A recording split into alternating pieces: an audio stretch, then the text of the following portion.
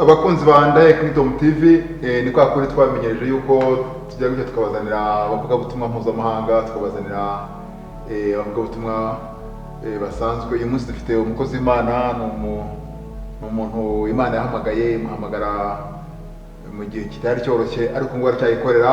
Yanyuze mu rugamba rukomeye cyane, ariko aracyayikorera. Ni umuyobozi wa pasiteri, twese tumugeze imbere duca bugufi, ariko Uwiteka yamucishije bugufi nubwo ari umuyobozi wacu, ariko turubahana kandi tugakorana muri imirimo isanzwe yo kwamamaza ubwami bw'Imana. Turabizi ko hari abadukurikira bari i Burayi, turabizi ko hari abadukurikira bari mu bihugu byabo muri Amerika, turabizi ko hari abadukurikira bari mu Rwanda, i Burundi, dufite abantu muri za Uganda, za Tanzania, mbese isi yose dufite abantu badukurikirana. Uyu munsi tugiye kumva icyo Imana yashyize ku mutima we. Nk'uko mubizi, channel yacu bahita Ndaye Kingdom TV. Kora share and subscribe, uzakomeza ubone ibiganiro tugenda tubagezaho. Uyu munsi rero tugiye kwiga icyo bita ubwami, tugiye kwiga icyo bita Kingdom. Channel yacu yitwa Ndaye Kingdom TV. Mbese muri Kingdom bimeze biti? Mbese Kingdom ni iki? Uyu munsi icyo bibazaga cyose kiri ku mutima wawe uraza kuza kubona igisubizo, kandi kora share and subscribe, uzajya ukomeza ubona ibiganiro dutanga. Mbere yuko twakira umukozi w'Imana, ni umukozi w'Imana mpuzamahanga, agenzi isi yose, i Burayi, Amerika, muri Afurika, ibihugu byose bigenzemo, yigisha ibyerekeranye na Kingdom. So rero tugiye kumusengera, nitumara kumusengera muri tumuha umwanya. Kora share and subscribe. Mana igira neza kandi Mana ishobora byose, tugushimiye ko ugira neza, tugushimiye ko wabanye natwe, tugushimiye ko utuzi, kandi tugushimiye ko waduhaye ubutwari n'ubushobozi bwo kwirukana imyuka mibi n'abadayimoni. Nyagasani Mana, kandi yuko wadutoranyije ukatugira abo kwizerwa. Nyagasani Mana, muri Timoteyo, Nyagasani Mana, waravuze ngo amagambo watubwiye Nyagasani Mana tuzayabwire abagabo bo kwizerwa, nabo bazayabwira abandi bagabo bo kwizerwa. Uyu munsi Nyagasani Mana turindiriye kubona ko hari abagabo bo kwizerwa bakurikirana ino channel. Bana natwe Nyagasani Mana, tubasengera umukozi w'Imana ugiye guhagarara cyangwa se umwana w'Imana akavuga ibyerekeranye n'ubwami. Bana nawe abantu bose bibaza ubwami, bakibaza ibyerekeranye n'ubwami, bakibaza ibibazo byinshi cyane kubyerekeranye n'ubwami. Uyu munsi igisubizo kirava kuri we, ariko yobowe nawe Mana. Dusabye Imana mu izina rya Yesu, amen. Umukozi w'Imana karibu. Arakoze cyane. Okay. Arakoze cyane Pastor Alex, ndagushimiye cyane kunyakira kugira ngo nshobore gusangira n'abavandimwe mu isi yose abari bukurikirane ubu butumwa tugiye kuganira. Imana bumugisha no kungirira icyizere, kandi nongera gushishikariza abagiye kumva ubutumwa kugira ngo mubohoke, mushobore kuba mwabwakira, mushobore kugira aho bubavana aho bageza, kandi izana neza ko buza kubagirira akamaro.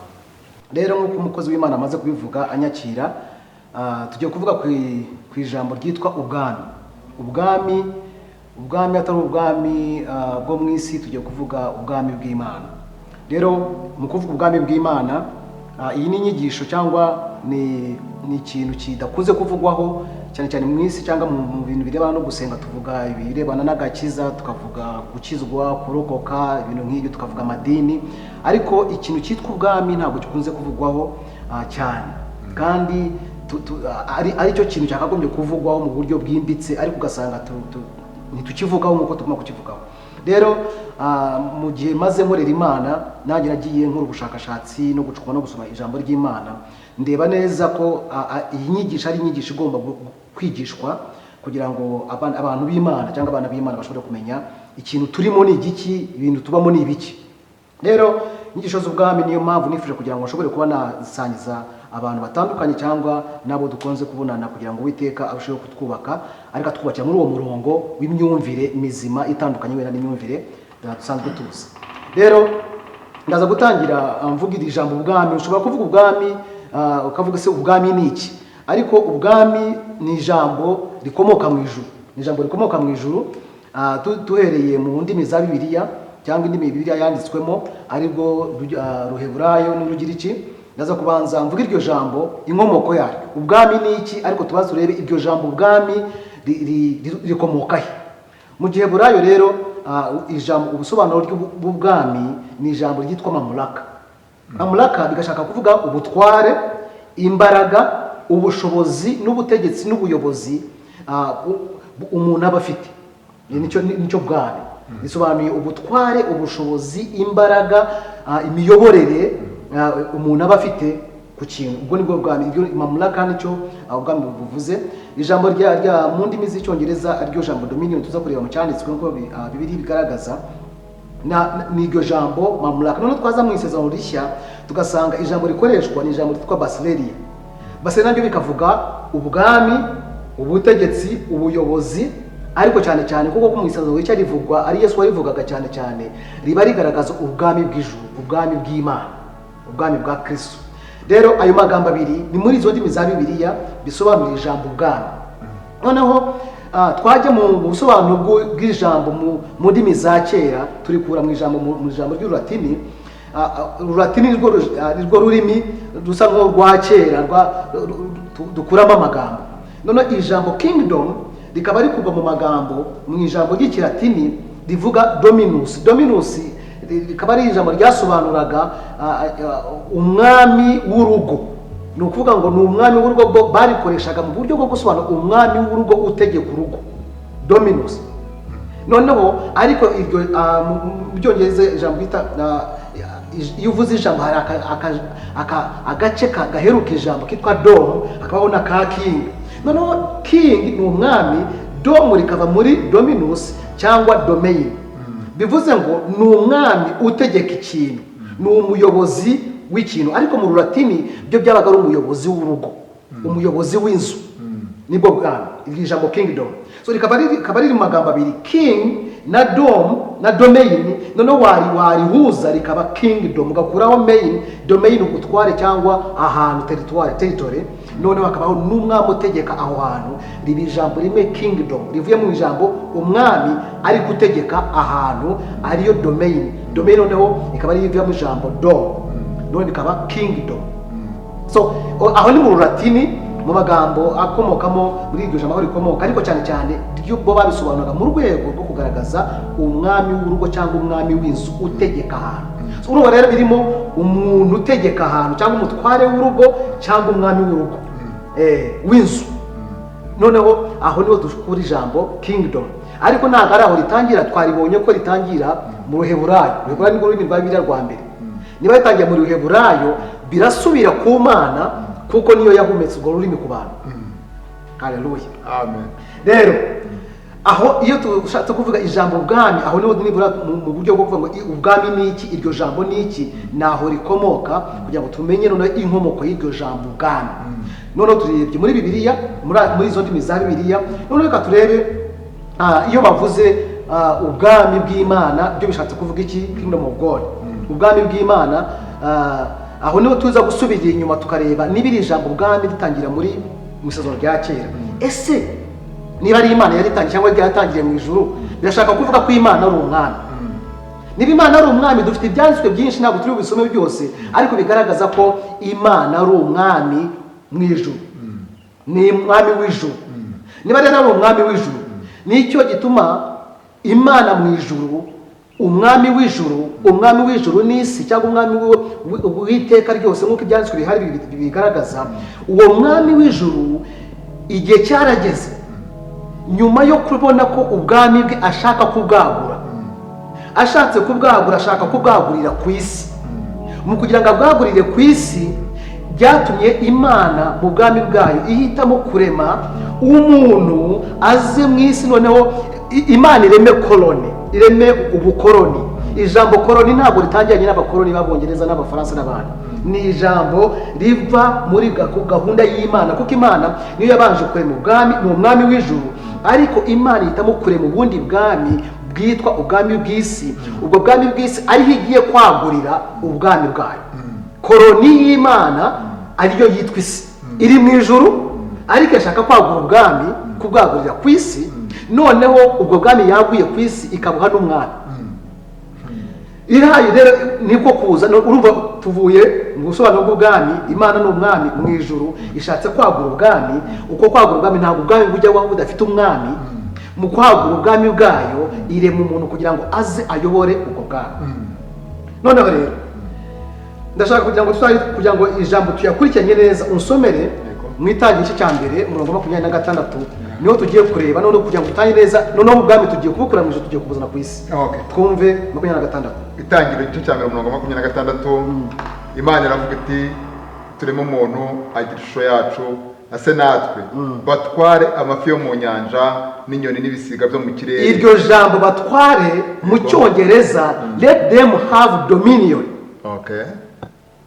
Umeze? Burekiyo. Batware. Urumva iryo jambo gutwara niyo responsibility ya mbere, niyo shingano ya mbere, niyo mpano ya mbere Imana yahaye umuntu. Ntabwo Imana yabanje kubwira umuntu ngo ndakuremye Adamu na Eva mbashyize mu isi muzansenge muzamwame muzampimbaze. No, ikintu cya mbere responsibility ya mbere Imana yahaye umuntu, he gave him a kingdom. Yamuhaye ubwami, have domain, mutware. Gutwara niko jambo domain mu cyongereza ryari twasobanuraga. Urumva kingdom, domain ni ubutaka, ni ibintu byo gutwara, n'abantu, ni ibintu, ni ugutegeka ibyaremwe. Iyo niyo domain, niyo territory. None Imana ihaye ikintu cya mbere, ihaye Adamu. Imaze kubarema mu ishusho yayo iravuga ngo batware, let them have dominion. Batware, iryo jambo dominion niryo riri mamlaka, niryo busobanuro bwa mamlaka. Ibahaye dominion ibahaye kingdom, ibahaye ubwami. Ntabwo ibahaye idini, ntabwo ibabwiye ngo muzasenga gutya muzandamya gutya, dore gahunda mbahaye zo kuzajya musenga nizi. Ikintu cya mbere Imana yahaye ikiremwa muntu si idini, si imisengere, izo ntabwo zari gahunda z'Imana iri mu muntu. Ikintu cya mbere yahaye umuntu ni ubwami, ubutware, dominion. So aho niho hari rero ikintu cyitwa kingdom. Imana mu ijuru ni umwami, ifite ubutware mu ijuru, ifite abitegeka, ifite abiyobora, ifite abishinzwe mu ijuru, abamarayika n'ibizima bine n'abandi bose ntazi baba mu ijuru. Iyo ni umwami w'ijuru. Bibiliya bigaragaza neza, dufite ibyanditswe byinshi irabigaragaza ko ari umwami w'ijuru. Ariko nyuma yaho yihitamo kugira ngo yagure ubwami bwayo n'ubuyobozi bwayo ku isi. Imana yihitamo kutaza kugira ngo iyobore iyo si, iremwe umuntu kugira ngo imuhe ubutware, imuhe kingdom, imuhe authority, imuhe ubushobozi n'ubutware n'imiyoborere. Mbwe ngaho dore nguhaye domain, tegeka, yobora. Soma wumve, ukomeze hasi wumve iby'Imana yahaye Adamu gutwara. Yego.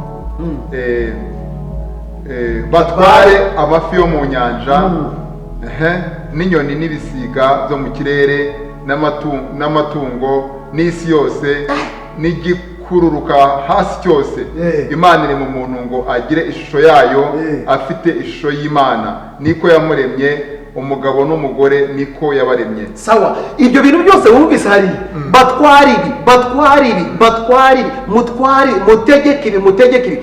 Muri ibyo byose Imana ivuze iranakomeza ngo niko yaremye umugabo n'umugore mu ishusho yayo. Iyo shusho wumve ikirimo. Iyo shusho irasubira haruguru muri iriya jambo ryo gutwara. He is a king, ni umwami, aremye undi muntu. Imana iremye koroni yindi yitwa isi, iremeye ishyizemo umuntu, none nawe imuhaye mu ishusho yayo yo gutegeka y'ubwami. Ni ukuvuga ngo umwami abyara umwami. Mu ishusho yayo y'ubwami iremye Adamu, imuha ubutware, ategeke, ayobore, atware. Muri iyo shusho atware iby'isi byose. Muri ibyo njya kuko byumvise nta gusenga kurimo, nta gusenga kurimo. Ishusho y'Imana ni ishusho yo gutwara, ni ishusho yo gutegeka, gutwara ubwami Imana ibiremeye. None turabatwara ntabwo turarenze. Turabatware, turabami, tware mu ishusho y'Imana. Ishusho y'Imana ya mbere yagaragaje hariya ntabwo ari ishusho, kuko ntabwo ari ishusho yo gusenga. Turasenga nabyo tuzabisobanura. Ntabwo ishusho y'Imana igaragara hano Adamu yahawe ni ishusho ya authority, to dominate, gutwara, gutegeka. Uko Imana itegeka mu ijuru, nawe ngene mu ishusho yanjye genda utegeke. Ibyo ugiye gutegeka ngibi, amafi, inyamaswa, ibintu buri kantu kose kari mu isi byose biri munsi y'ubutware. Ngira ngo kera nuko amazu atarariho Imana yagomba kuba hari amazu. Byose abantu hariya ukomeje uraza kumva niho Imana yamubwiye iti mubyare mwororoke, no mukororoka n'abazavuka. Abo bantu bari mu butware bw'ikiremwa muntu. Aho nubwo abantu baziramo kugira ngo bazayoborwe, ariko ibirimo kuyoborwa ni ibirebana n'ibirimo byose biri ku isi. Abitware, abiyobore. niho hariya avuga ati mubyare mwororoke.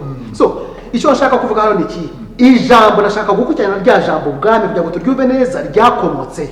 Twumvise ubusobanuro bwaryo mu ndimi za Bibiliya. Icyo ijambo risobanuye mamlaka, authority, ubutware, ubushobozi, ubuyobozi, imbaraga, gutwara, kuyobora, gutegeka, nicyo bisobanuye. Noneho kingdom, iyi nyigishirize y'ubwami cyangwa iyi concept y'ubwami, iyo ni inyigisho itangira n'igice cya mbere cy'itangiriro. Ijambo niho riri, nizo nshingano za mbere Imana yahaye ikiremwa muntu.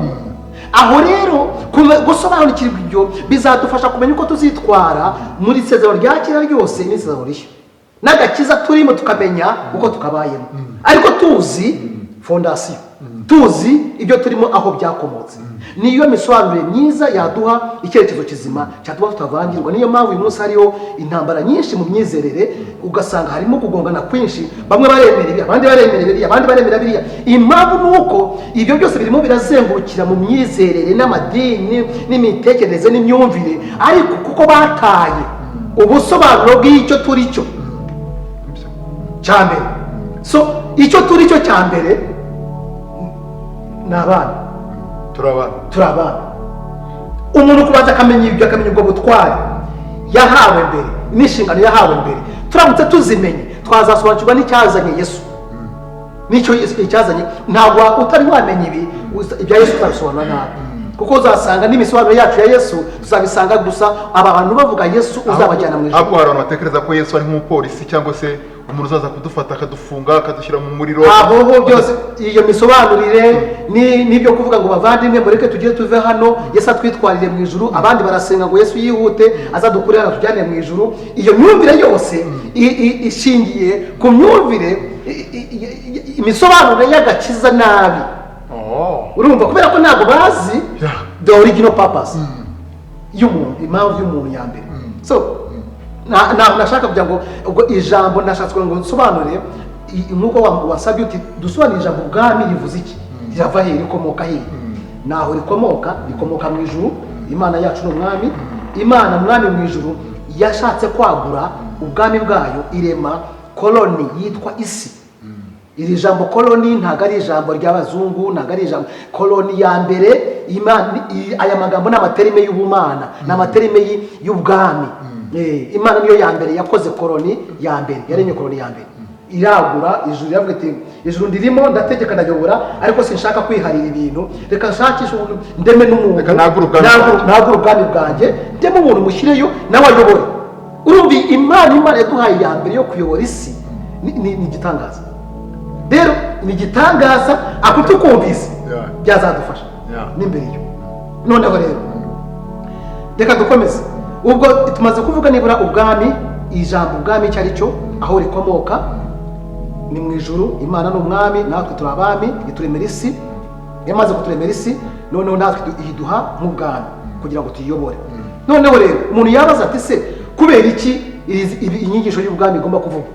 Kubera iki ubwami? Kubera iki abantu none barimo kuvuga ubwami, batavuga agakiza, batavuga gukizwa ibyaha, bakavuga ubwami? Impamvu tuvuga ubwami ndabisubiramo, nuko niyo nshingano ya mbere n'ibyaha bitari byaza.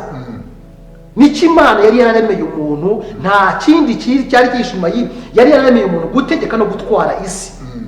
Kubera iyo mpamvu rero, niyo mpamvu uyu munsi turimo kuvuga ikintu cyitwa ubwami bw'Imana, kugira ngo tugarure imisobanurire n'imyumvire y'ikintu cyitwa ubusabane bwacu n'Imana bushingiye ku ki. Turi bande imbere y'Imana? Originally turi bande? Twaremwe turi bande? Aho hantu twasobanukiwe. Niyo mpamvu uyu munsi turimo kuvuga ngo ubwami bw'Imana, dusobanura ikintu cyitwa ubwami bw'Imana. Kuki Yesu yaje akakivuga? Kuki tukibona mu isezerano rya kera? Kuki Imana ivuga ngo ni umwami w'ijuru? Kuki aho tutahavuga, ahubwo tukavuga ibyaha, tukavuga kuzajya mu ijuru, tukavuga ko umuriro utazima, ugasanga uko niko tuntu twihambiraho, ariko tukibagirwa inshingano nyamukuru ya mbere y'umwimerere umwana w'umuntu yahawe. Impamvu rero turimo kuvuga ubwami uyu munsi nta yindi, ni ukugira ngo turusheho no kwerekana ikintu cyatakaye muri Edeni. Ndaza kukivuga ikintu cyatakaye muri Edeni. Ntabwo abantu batakaje idini muri Edeni, ntabwo batakaje nta misengere batakaje ku buryo ubu turimo gushakisha kugarura imisengere. No, hari ikintu cyatakaye muri Edeni. So kuki turimo kuvuga ubwami bw'Imana? Turavuga ubwami bw'Imana kubera ko nicyo kintu Imana yahaye umuntu cya mbere.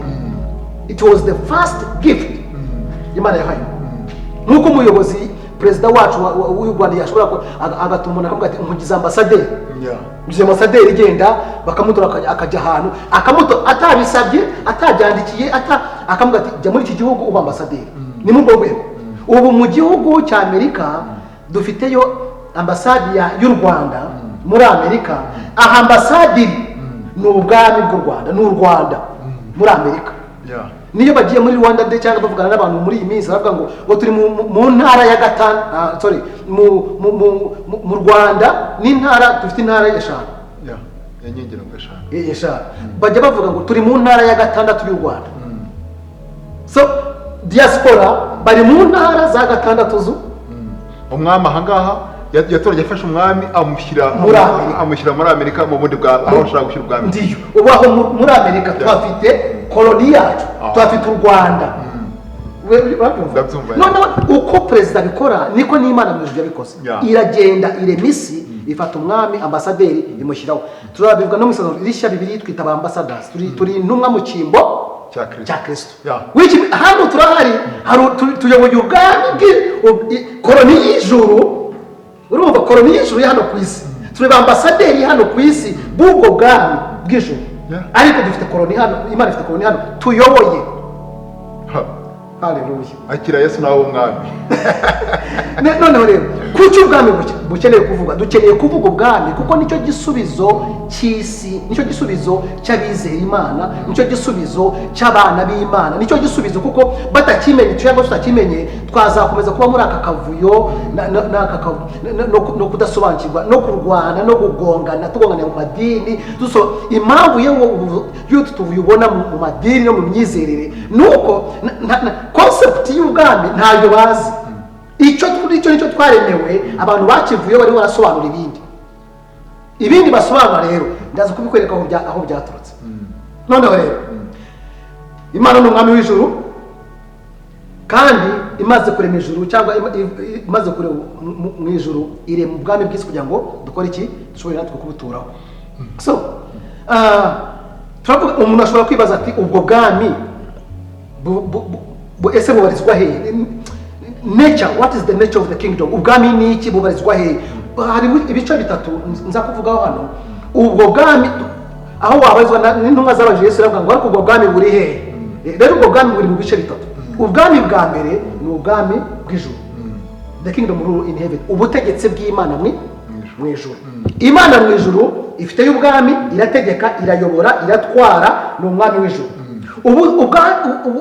ubundi bwami bwa kabiri ni ubwami buri ku isi bwo mu mwuka spiritual rule on earth hari ubwami bw'Imana tutabona ubutegetsi bw'Imana imiyoborere y'Imana imikorere y'Imana itagaragara ariko iri mu mwuka there's a spiritual rule on the earth ariko bw'Imana Imana irategeka ku isi mu mwuka niyo mpamvu dutegeka abadayimoni bakagenda turakorera muri ubwo bwami bwo mu mwuka bw'ubwo butegetsi bwo mu mwuka imbaraga zo mu mwuka ubutware bwo mu mwuka so ubwami bw'Imana mu mwuka burakora hano ku isi kandi bukorera mu itorero that's the second aspect of the kingdom bwa mbere ubwami bw'Imana buri mu ijuru ngo tuvuga ngo ubwami bw'ijuru igice cya kabiri cy'ubwami kiri ku isi mu buryo bwo mu mwuka igice cya gatatu cy'ubwami ni igice physique kizabaho cyo twita messianic kingdom ubwami bwa Mesiya ntabwo Yesu azaza gutegeka hano ku isi mu mwuka no igihe kizagera tuzabivuga wenda n'ikindi gihe nitubona umwanya ubwami bwa Mesiya Yesu tuzabona mu isezerano rishya byahishuwe Yesu azagaruka turamutegereje hari igihe cyo gutegeka kwa Mesiya physically hano ku isi so urumva ni ibice bitatu ubwami bwo mu ijuru burahari Imana iriyo ubwami bwo mu mwuka itorero aribo batwebwe dukoreramo abizeye ubwo bwami dukoresha ubwo bwami n'izo mbaraga n'ubwo butware gutegeka isi ikumvira hakaba kandi gace ka fizika gafatika kazabaho Yesu nagaruka amaze gukora izi systeme zose akaba nayo mpamvu yitwa umwami w'abami ubwo twebwe turi abami ariko azaza gutegeka n'abami b'isi batamwubaha uyu munsi bazamwubaha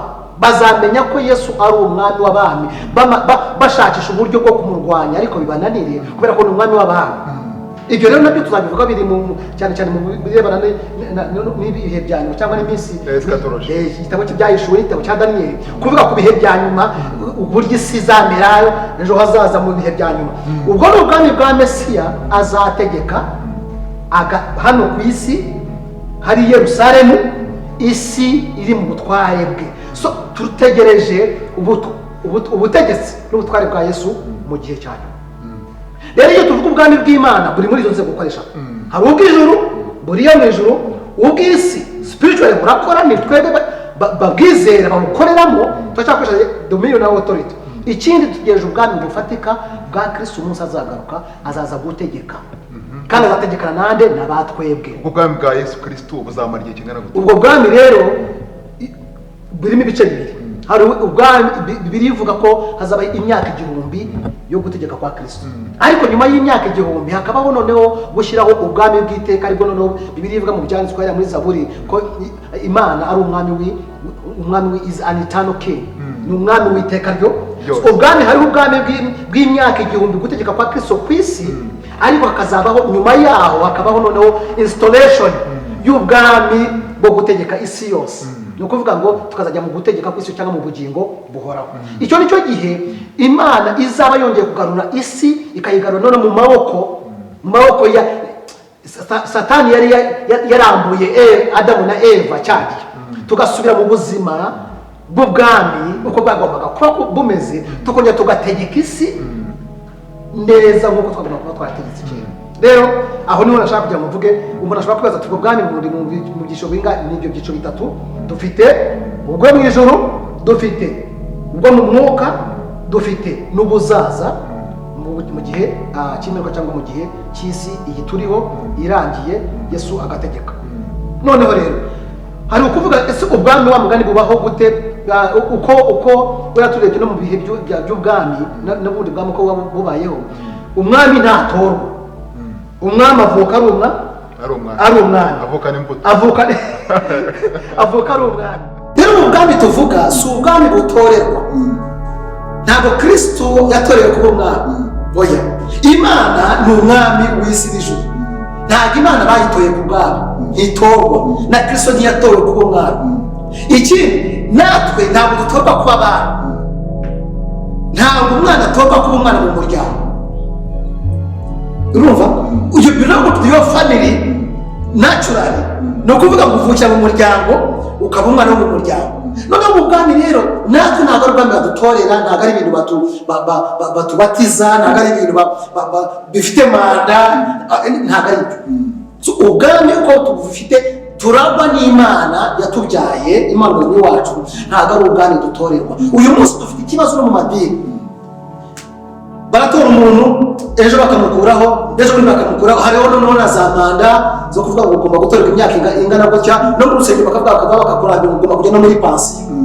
Ibyo bintu ni biri mu miyoborere y'amadini, yuko abantu batorwa bagashyirwa mu myanya, bagahabwa inshingano, ejo bakazikurwaho bakazamburwa. Ariko Imana ishimwe kuko iyi concept ya kingdom ntabwo twebwe dutorera ubwami. Jewe ndi umwami, Yesu yagize umwami, navukiye mu bwami, sizagakwa, ntabwo uzagakwa. Si ubupasiteri nahawe ngo uzakurwaho, si ububishopu nahawe ngo uzagakwa, si ubwapotere nahawe ngo uzasaza ajya muri pansiyo. Ubwami bw'Imana buri mu maraso, nicyo ndicyo, buri mu DNA yanjye. Oh haleluya, amen. None urumva gusobanukirwa ubwami bigukamuramo ibyubahiro by'isi, bigukamuramo idini, bikagukamuramo ibyo ngo baragutorera, ngo bazabigukuramo ejo bundi, ugatangira gupanga imipangu yindi ushakisha. Watanze message baraguhagarika, umva hari ibibazo byose duhura nabyo mu miyoborere n'imikorere y'amadini, ni ibibazo biri outside the kingdom. Abantu baramutse basobanukiwe icyo bari cyo original, icyo bari cyo mu buryo bw'umwimerere authentically, bakabikimenya, ntabwo twarwanira ibyubahiro, ntabwo twarwanira ibyo batakuramo. Uzuriwe ariko baba bakwiye kumugata, ni umugati nyine, iyo ninda niyo yaje no kugusha bakayijyana. Oh haleluya. So ubu bwami rero turimo kuvuga ni ubwami budatorerwa, ni ubwami butagira manda, ni ubwami navukiye mu muryango w'abami, ni umwami full stop.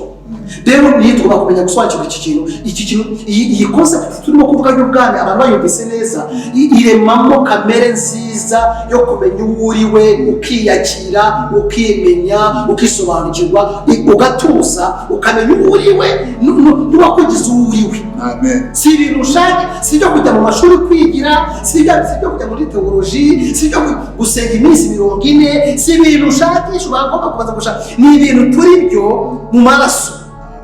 Haleluya. Rero abantu baramutse basobanukiwe iki kintu byabaho umutuzo. Uyu munsi dufite stress. Umuntu agiye gutya ati ugiye he ati nari ahantu utari kudabona ufite ikibazo atukeneye gusenga iminsi 3 kugira ngo kiveho. Ukayajya mu iminsi 3 kitava hati ariko nabonye uwo wakongera indi 7. Kitava ariko nabonye wakongera indi 21. Ugasanga dufite stress y'imisengere n'imikorere kubera ko ntabwo tuzi abo turibo. Ukagira ngo ibiri bukore nibyo biri bwongere icyo uri bube cyo. Ntabwo jewe ndimo gushakisha kuba umwana w'Imana, sinimo gushakisha kuba umwana, narabigizwe ngibyo ibizahinduka. Haraho nageze ngiye kubona mbona barimo basengera umuntu bwa demoni bakubita demoni kandi ngira ngo umwami ntabwo icyo nacyo ni ukutamenya icyo bari cyo. Umupolisi ntabwo ajya ahagarara ku muhanda ngo afate imbunda ayitunge ikamyo irimo kuza ngo nudahagarara kurasa. Umupolisi adafite n'intwaro yambaye uniforme gusa y'igihugu ya polisi ya traffic, ikimodoka kiraza kikamugeraho kigahagarara yagize gutya gusa akazamura ukuboko akava mu muhanda ikamikazi gaparika akayibaza icyo yibaza. Nta mbunda nta rasapi ipine. Icyo nicyo kigaragaza ubutwari. Ubutwari ntabwo burwanira uzuriwe ubihagararamo. Ntabwo ugiye kwirukana abadayimoni ugomba gukubita umuntu Bibiliya, si ngombwa no gusakuza cyane, bakabaye bangira uruhande bakibwiza bakavamo. Amen. Kubera ko ndi umutwari ndategeka. Yesu yabwiye abadayimoni bari umuntu wari umaze imyaka myinshi afite abadayimoni barasaba ati utatwishyuta tuturimbura tureka tujya mu ziriya ngurube. Yagize gutya gusa amadayimoni aribwiza ajya mu ngurube. Ubwo nibwo butware. Ubutware ni rya jambo turimo kuvuga dominion. Iyo uvuze dominion uvuze kingdom. So twemera dufite abantu bakorerwa mu bwami, authority tugenderamo, ubutware butugenderamo, imbaraga ziturimo nk'abana b'umwana, nk'abana n'abatambyi. Niba rero bitugenderamo turabikoresha mu butware tudashakuje, tutirutse, tudahanganye, tutigaragambije kuko tuzaba turimo. Amen. Haleluya. So ngubwo ubwami mu buryo bwo gusobanura ese ubwo bwami kamere nature yabwo niyo ubwami bwacu ntibutorerwa, umwami wacu ntibagutora. Yesu ntiyanakeneye kumutora ngo abe umwami, yaje ari umwami. Natwe ntabwo ukeneye kudutora ko turi abami mu bwami bw'Imana. Ntabwo tubitorerwa. Ibyo dutorerwa kuri iyi si, ibyo bitwishe muri iyi minsi, turimo guharanira no kwirwangana no kurwanira no kwaganira kubera ko ibyubahiro dushaka ntabwo bihuye n'iyi concept. Ntabwo bihuye n'ubwami. Imana ishimwe cyane. Turabana. Amen. Noneho rero ibyo maze umwanya ndimo kuvuga gusobanura ikintu cyitwa ubwami. Kingdom.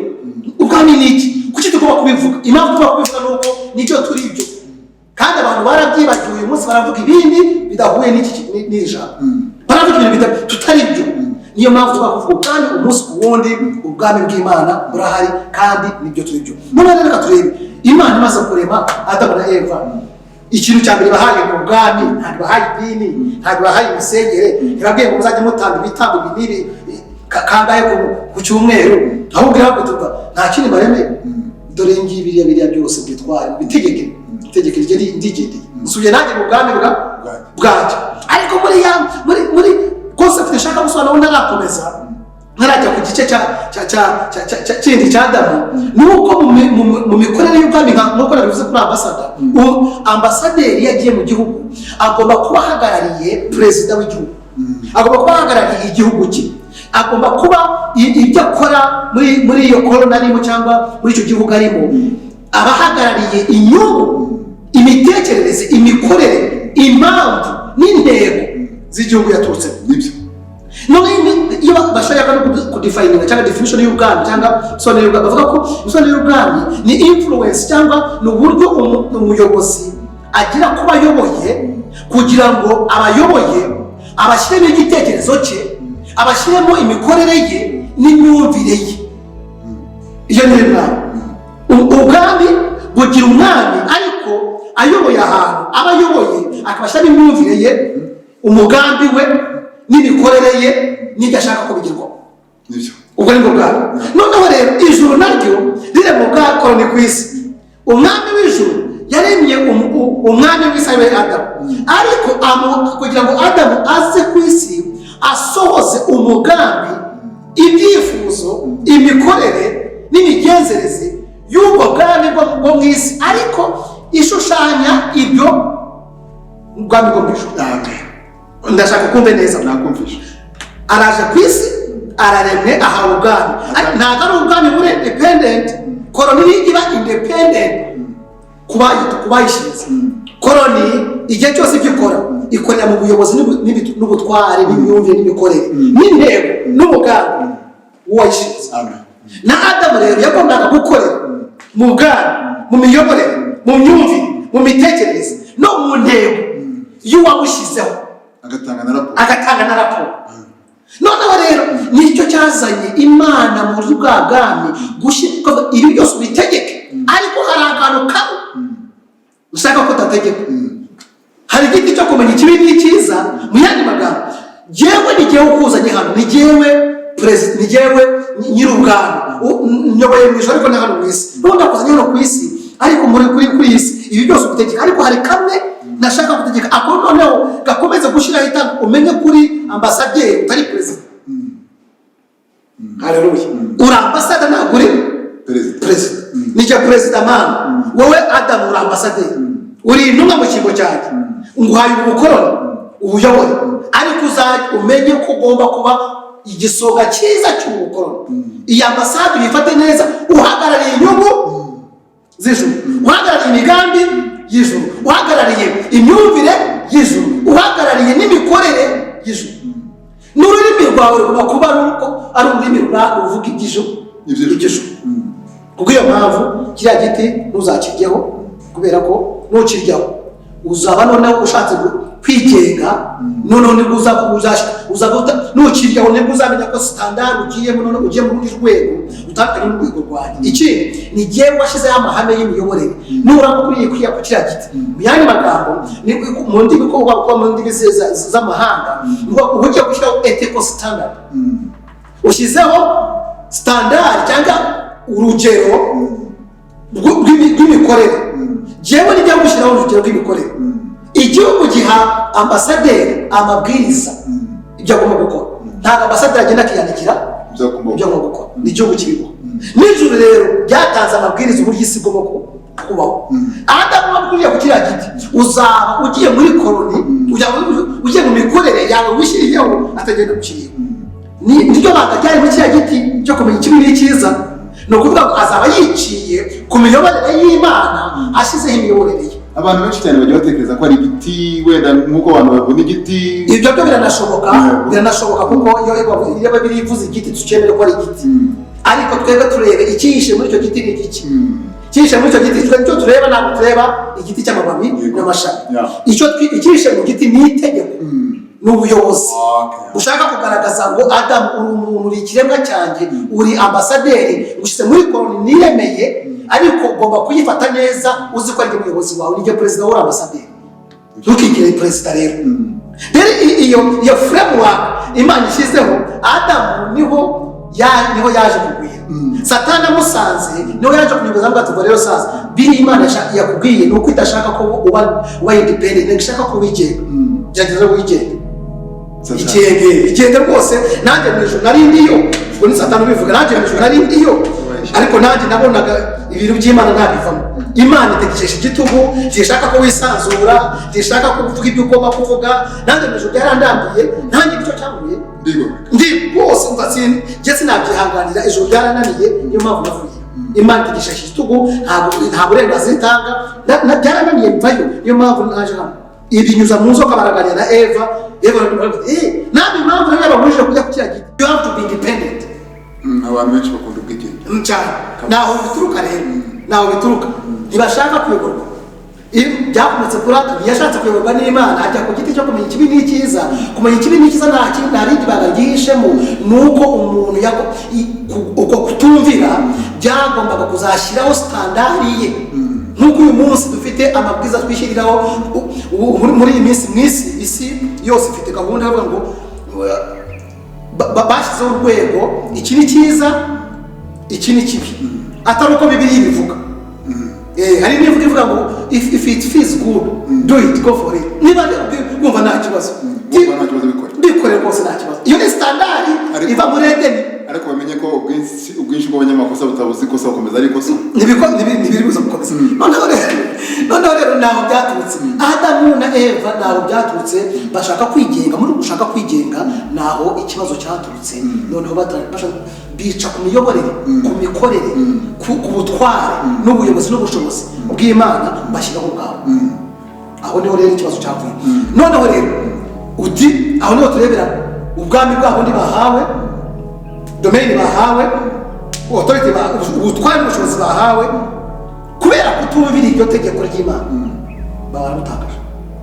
So ni hari ubwami bwatakariye, aho niho ubwami bwatakariye, kubera ko bamaze gutakaza connection yabo cyangwa imibanire yabo n'Imana n'umwami mukuru, bayoberwa ko hari undi wigometse mu ijuru wanze kuyoborwa. Uwo wanze kuyoborwa mu ijuru nawe abashyiramo umwuka wo kudashaka kuyoborwa, nawe araha, nawe yigize umwami ku giti cye, kuko hari abo yavanye nabo mu ijuru kimwe cya gatatu. Nawe ni umwami, afite ubwami bwe bw'abamarayika, kimwe cya gatatu cy'ijuru aragifite ahantu kereke pari. Noneho aje kureba nano ab'Imana yaremye ihaye ubwami bwitwa isi, aravuga ati hariya barahanyirukanye, aba nabo bahaye ubwami, reka nabo bayobye, nabo bamere nkanje. Nguko Satani yivangamo, araza abwira Adamu na Eva ati mwigire yarabashutse independence. N'uyu munsi ngira murabizi n'ibihugu bya Afurika n'ejo bundi twarimo kwizihiza ubwigenge. Ubwigenge kuki? Kuva kutaba abakoloni b'ibihugu runaka. Habo ko kwigenga, Adamu na Eva batakaza ubwami gutyo. Babutakaje gute? Ubutware bahawe kuyobora ibiremwa babutakaje, babuhaye nde? Uwigometse wavuye hehe? Mu ijuru. Ufite ubwami bwe nawe n'abamarayika be ahantu ho mu kirere babaramuhaye. Adamu atakaza ubwami. So hano rero Adamu amaze gutakaza ubwami, ikintu cya mbere urebe n'Imana yamukoreye, ngo yamwirukanye muri Edeni. Imwirukana muri Edeni, inyamaswa wibuke yaremye yahaye amazina atari yagwa, atari yagomba, yaraziyoboraga, yazamuka. Mwese muzana kwita amazina, arazamuka zose ziraza zita amazina. Yari afite ubutware bw'ubwami, yari afite ubushobozi bw'ibiremwa byose ategeka uko ashaka. Agahamagara intare ati wowe uri intare genda, yareba inzovu ati wowe nirusha wowe uri inzovu, nawe ucaho genda. Inzoka ati nawe urakayo. Ariko nyuma yo gutakaza ubwami, inzoka zaramugomeye, ibintu byose biramugomera, ibimera biramugomera, ubunyamaswa bwose buramugomera. Abo ni inzoka kiruka. N'uyu munsi turayibona naho yaje twahagarika gahunda. Inzoka wagombaga gutegeka, ubu iragutegeka, irakwirukanka kubera ko watakaje ubwami. Of course, domain, have dominion. Iryo jambo have dominion Adamu araritakaza, inyamaswa zimugiraho ubushobozi, zirafite ubushobozi. N'inzovu buri kantu kose. Nk'uko kwa Adamu yatakaje ubutware, isi ayitakaza gutyo, authority ubutware abutakaza gutyo, abuha shitani. Amaze kuba shitani asigara gutyo nyine, inyamaswa zimwirukankana. Uyu munsi turazitinya, uyu munsi turirukanka ntaho, n'umunsi rero bagera ukirukanka. Nibigaragaza ko imbeba yo nyine tugumu ubusa, umubu, ibyo byose ubu biradutegeka, biriya byatewe n'uko Adamu yagomeye Imana, yashatse kwigenga, naho ntakamenye ngo mu kwigenga kwe nimwe arimo gutakariza ubutware yahawe. So ndashaka kwereka hano muri Edeni icyo Adamu yatakaje ntabwo yigeze atakaza idini, kuko nta dini yahawe. Ndashaka twumve hano n'iki Adamu yahawe, noneho muri Edeni n'iki yatakaje, kugira ngo tureke kubivuga uyu munsi twarabisimbuje. Ibintu byose twabigize ibinyamwuka, dusa nkaho hari ibintu byo mu mwuka byapfuye, turimo gushakisha gusubiza. Ntabwo aribyo twatakaje, no, twatakaje ubwami. We lost the dominion, we lost kingdom.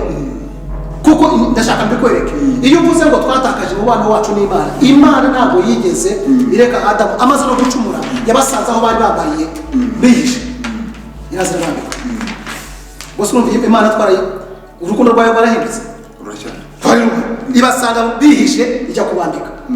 ntabwo twigeze dutakaza ikintu nta dini twahawe ngo twayitakaje, nta kintu cyo mu mwuka twahawe tugomba gukorana n'Imana ngo twatakaje. Icyo twahawe nicyo twatakaje. Ntabwo umuntu, ngasubiremo mbivuge bavandimwe, ntabwo twari twararemewe kuzajya mu ijuru. Tubyumvikane, uyu munsi ivugo niyo kujya mu ijuru. Ntabwo twigeze twemererwa kujya mu ijuru. Adamu ntabwo yigeze ahabwa isezerano ryo kuzajya mu ijuru. Adamu yahawe isi, ayobora isi, ategeka isi iteka n'iteka ryose. Iki kintu cyajemo cyo kuvuga ngo nimurya muzapfa, impamvu turimo kuvuga ikintu cyo mu mwuka twagize nyuma cyo kuvuga ngo noneho ubu tugomba ari ahantu ikibazo cyabaye, tugomba noneho kujya ahandi hantu ho mu mwuka, ni cyazanywe n'urupfu. Kubera ko urupfu ntibagombaga kubaho originally. Ntabwo abantu rero Adamu ntabwo yari yararemewe ijuru, ntabwo abantu twari twararemewe ijuru, twararemewe isi kuyibaho, kuyitegeka. Ubu ni ubwami bwacu na Yesu azagaruka kuyidusubizaho. Tuzagenda nyuma yaho ariko ngo tuzagaruka ku isi. Iyi si azahindura ibeshya ishya kugira ngo iturwaho n'abandi. N'abatwebwe twayitakaje muri Edeni. Iyi shaje izavaho yarahumanye, iriho imisozi, iriho ibibaya, iriho ibirunga, ariko Yesu azayiringaniza igire neza, twonge tube muri Edeni ya mbere. Cyo cyaza Yesu. Ntabwo rero Adamu yigeze atakaza umwuka, yigeze atakaza ikintu cyo mu mwuka cy'Imana. Oya, icyo yatakaje nicyo yahawe. Yatakaje ubwami, ntabwo yatakaje igisengero. Nibi tuvuga byo gusenga, turabivuga na Yesu yarabivuze. Gusenga nabyo babivuga mu rurimi narwo ruzana ikibazo. Gusenga ni iki? Gusenga ntakakiri ikintu kiraho kiri philosophical, kiraho kidasobanutse. Gusenga mu busobanuro bwayo ni ukuganira, ni communication, ni itumanaho, ni ibiganiro nk'uko turimo kuganira none. Nicyo cyitwa gusa. Ariko gusenga twabishyize mu mwuka cyane, kuburyo uyu munsi abantu babyumva mu buryo bukomeye bunagoye, abamwe bakanabitinya, abandi bikanabatera n'ubwoba. N'ikibazo ni uko batazi the original meaning of the word prayer. Gusenga ntabwo ari ikintu cyahawe Adamu na Eva muri Edeni. Oya, Imana yarazaga ikaganira na Adamu na Eva. Uko kuganira baganira nicyo cyitwa gusenga. Iyo communication yari ihari rero niyo yapfuye nyuma y'icyaha. Nyuma y'uko Imana noneho ntabwo yakomezaga kuza kubwira babonane physical. Niho ijambo kwizera ryatangiriye. Kwizera ni iki? Ni ukumenya rwose udashidikanya ko ibitagaragara ko biri. Kwizera ko Imana ihari nubwo nayibona. Ntabwo tuyifatika, ntabwo Imana isa ngo tuyifateho. Uko kwizera ntabwo kwatangiye. Kwizera gushatse kuvuga iki? Mbere abantu baganiraga bagaragara babonana nk'uko Imana basuraga. Noneho nyuma yaho ikibazo cyuko bagiye gutandukana kubera icyaha, kubera kugoma. None ubu ngubu gusenga usanga abantu bavuga ngo genda ukore gutya, genda usenga iminsi 5, genda usenga iminsi 10, genda umara iminsi 70 usenga. Biriya hari n'abasenga 5 ku munsi bafite niyo bareba. Biriya byose birakubwiraga ni kudasobanukirwa iyi concept y'ubwami. Niyo mpamvu n'imisengere y'abantu ifite ikibazo. Kuko aho sinahajya kuko naho nahandi bivuze ko ibyo by'imisengere kubera ko dasobanukirwa aho no tsaganira, kubera ko dasobanukirwa n'amafite ibibazo byinshi cyane zakubaza, kubera ko dasobanukirwa ubwami. Niyo mpamvu mbwira, kubera ko dasobanukirwa kurugero ubu ndi umugabo, ntabwo ngomba gusengera kuba umugabo. Icyo nshinzwe kumenya ni ukubwira ngo Mana mpishurira cyangwa ubwenge bwanjye bumenye ko ndi umugabo, ariko ndiwe. None ikibazo cy'imisengere y'idini ihari muri iyi minsi, abantu ntabwo bazi ibyo bahawe, ntabwo tuzi icyo turi cyo, usanga tujya kubisengera. Urumva kubera gusobanukirwa nabi iyi concept topike gusenga twayiganiraho. Reka dukomeze kuri iyo no unyirira nayo ni muri kingdom ndashaka kujya kubwiraho muri makeya. Kubera kudasobanukirwa abo turi bo mu bwami, icyo turi cyo, kamere yacu n'imisengere yacu, imisobanuro yayo nayo irapfuye. Niyo mpamvu no gusenga kwacu gufite ibibazo, kubera ko tutazi abo turimo.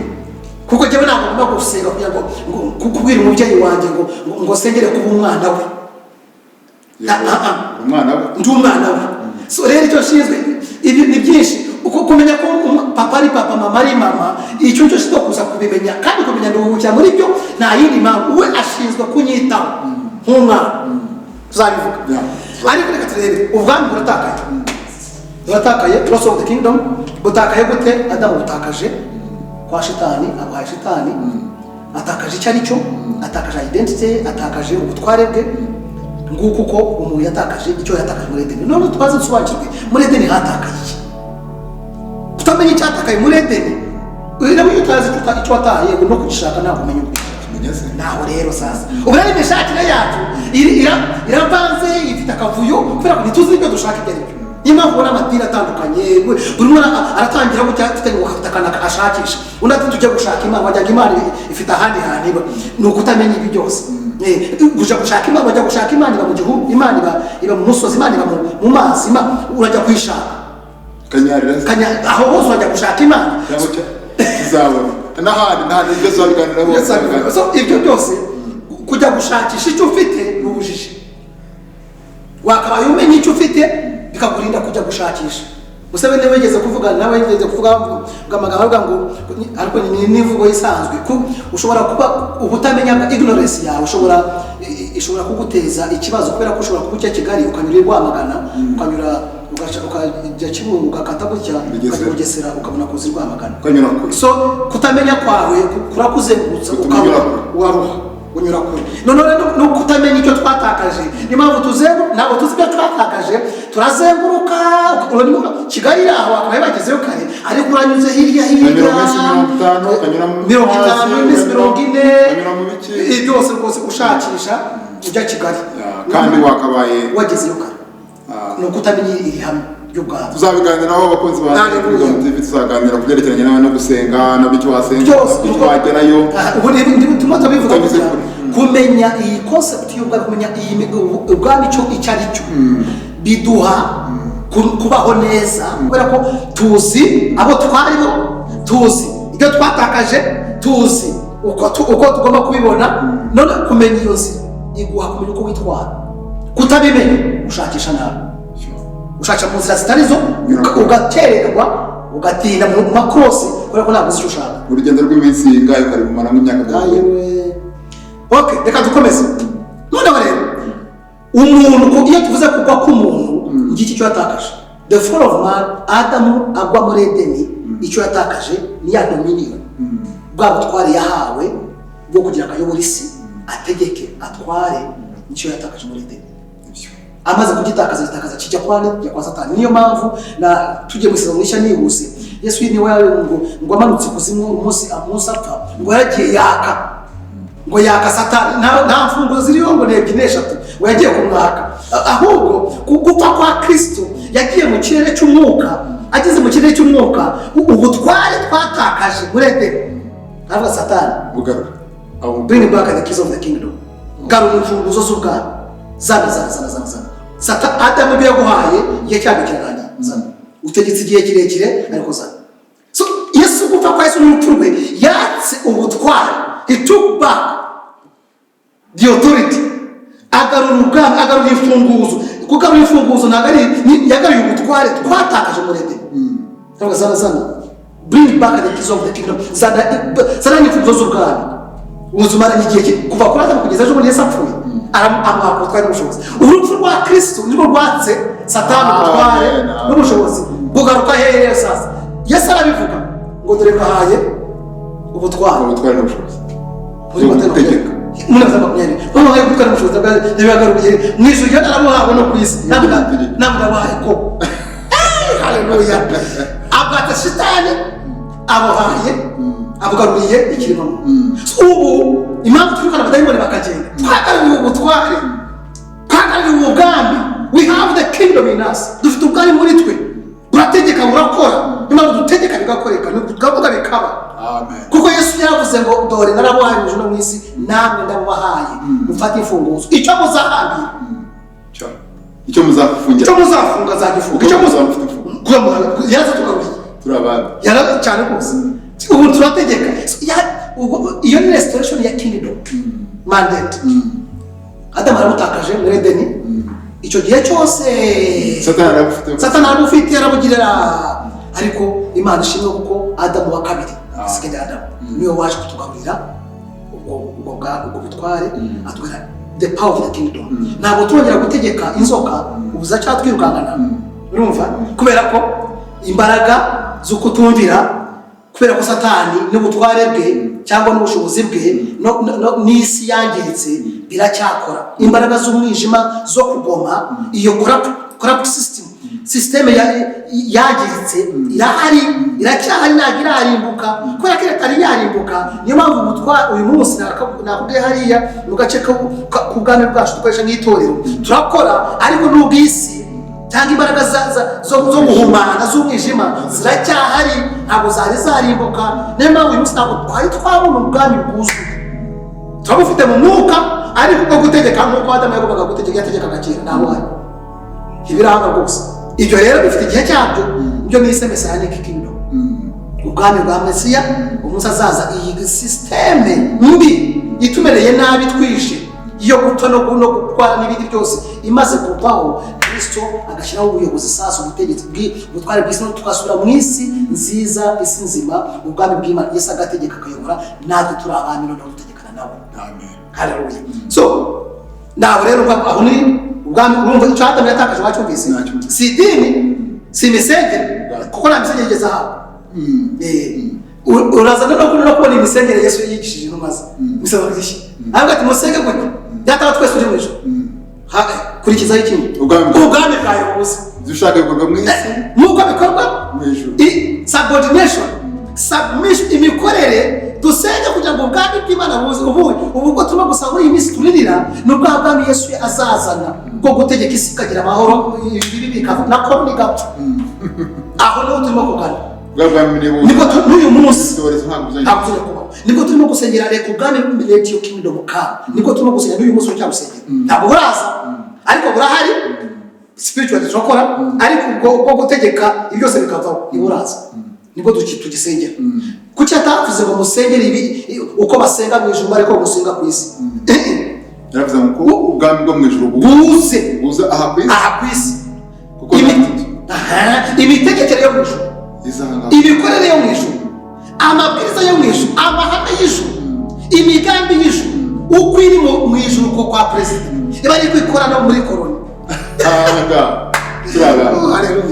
ariko nibyo tugisengera nibyo Yesu yigishije intumwa bakatumva ibyo musenga mumenye icyatakaye icyo ari cyo ntabwo nuko abwira ngo musenge ngo musenge gutya ngo bagire ibindi uko baririmba mu ijuru ariko turirimba uko bahimbaza mu ijuru ariko duhimbaza uko baramya Imana mu ijuru ariko ntabwo ari ibyo yavuze ibiri spiritual oya kingdom twatakaje muri Edeni ubwo butware twatakaje muri Edeni ariko bwagombaga kuba buri munsi y'ubutware bw'ijuru amen batakaje musenge kugira ngo n'abantu ku isi ubutegetsi bw'Imana n'imiyoborere y'Imana abantu babesabu abantu babe bakorere munsi y'ubutware bw'ijuru bakorere munsi y'imiyoborere y'ijuru ngiryo ubwo ndasimbutse kugira ngo mwereke Yesu asenga yigisha abigishwa gusenga so nk'uko ubwami turamuvuze turebye Adamu arabutakaje ndashaka umurikire wumve uko twabutangiye uko bwaje mu gice cya mbere mu 23 icyo yatakaje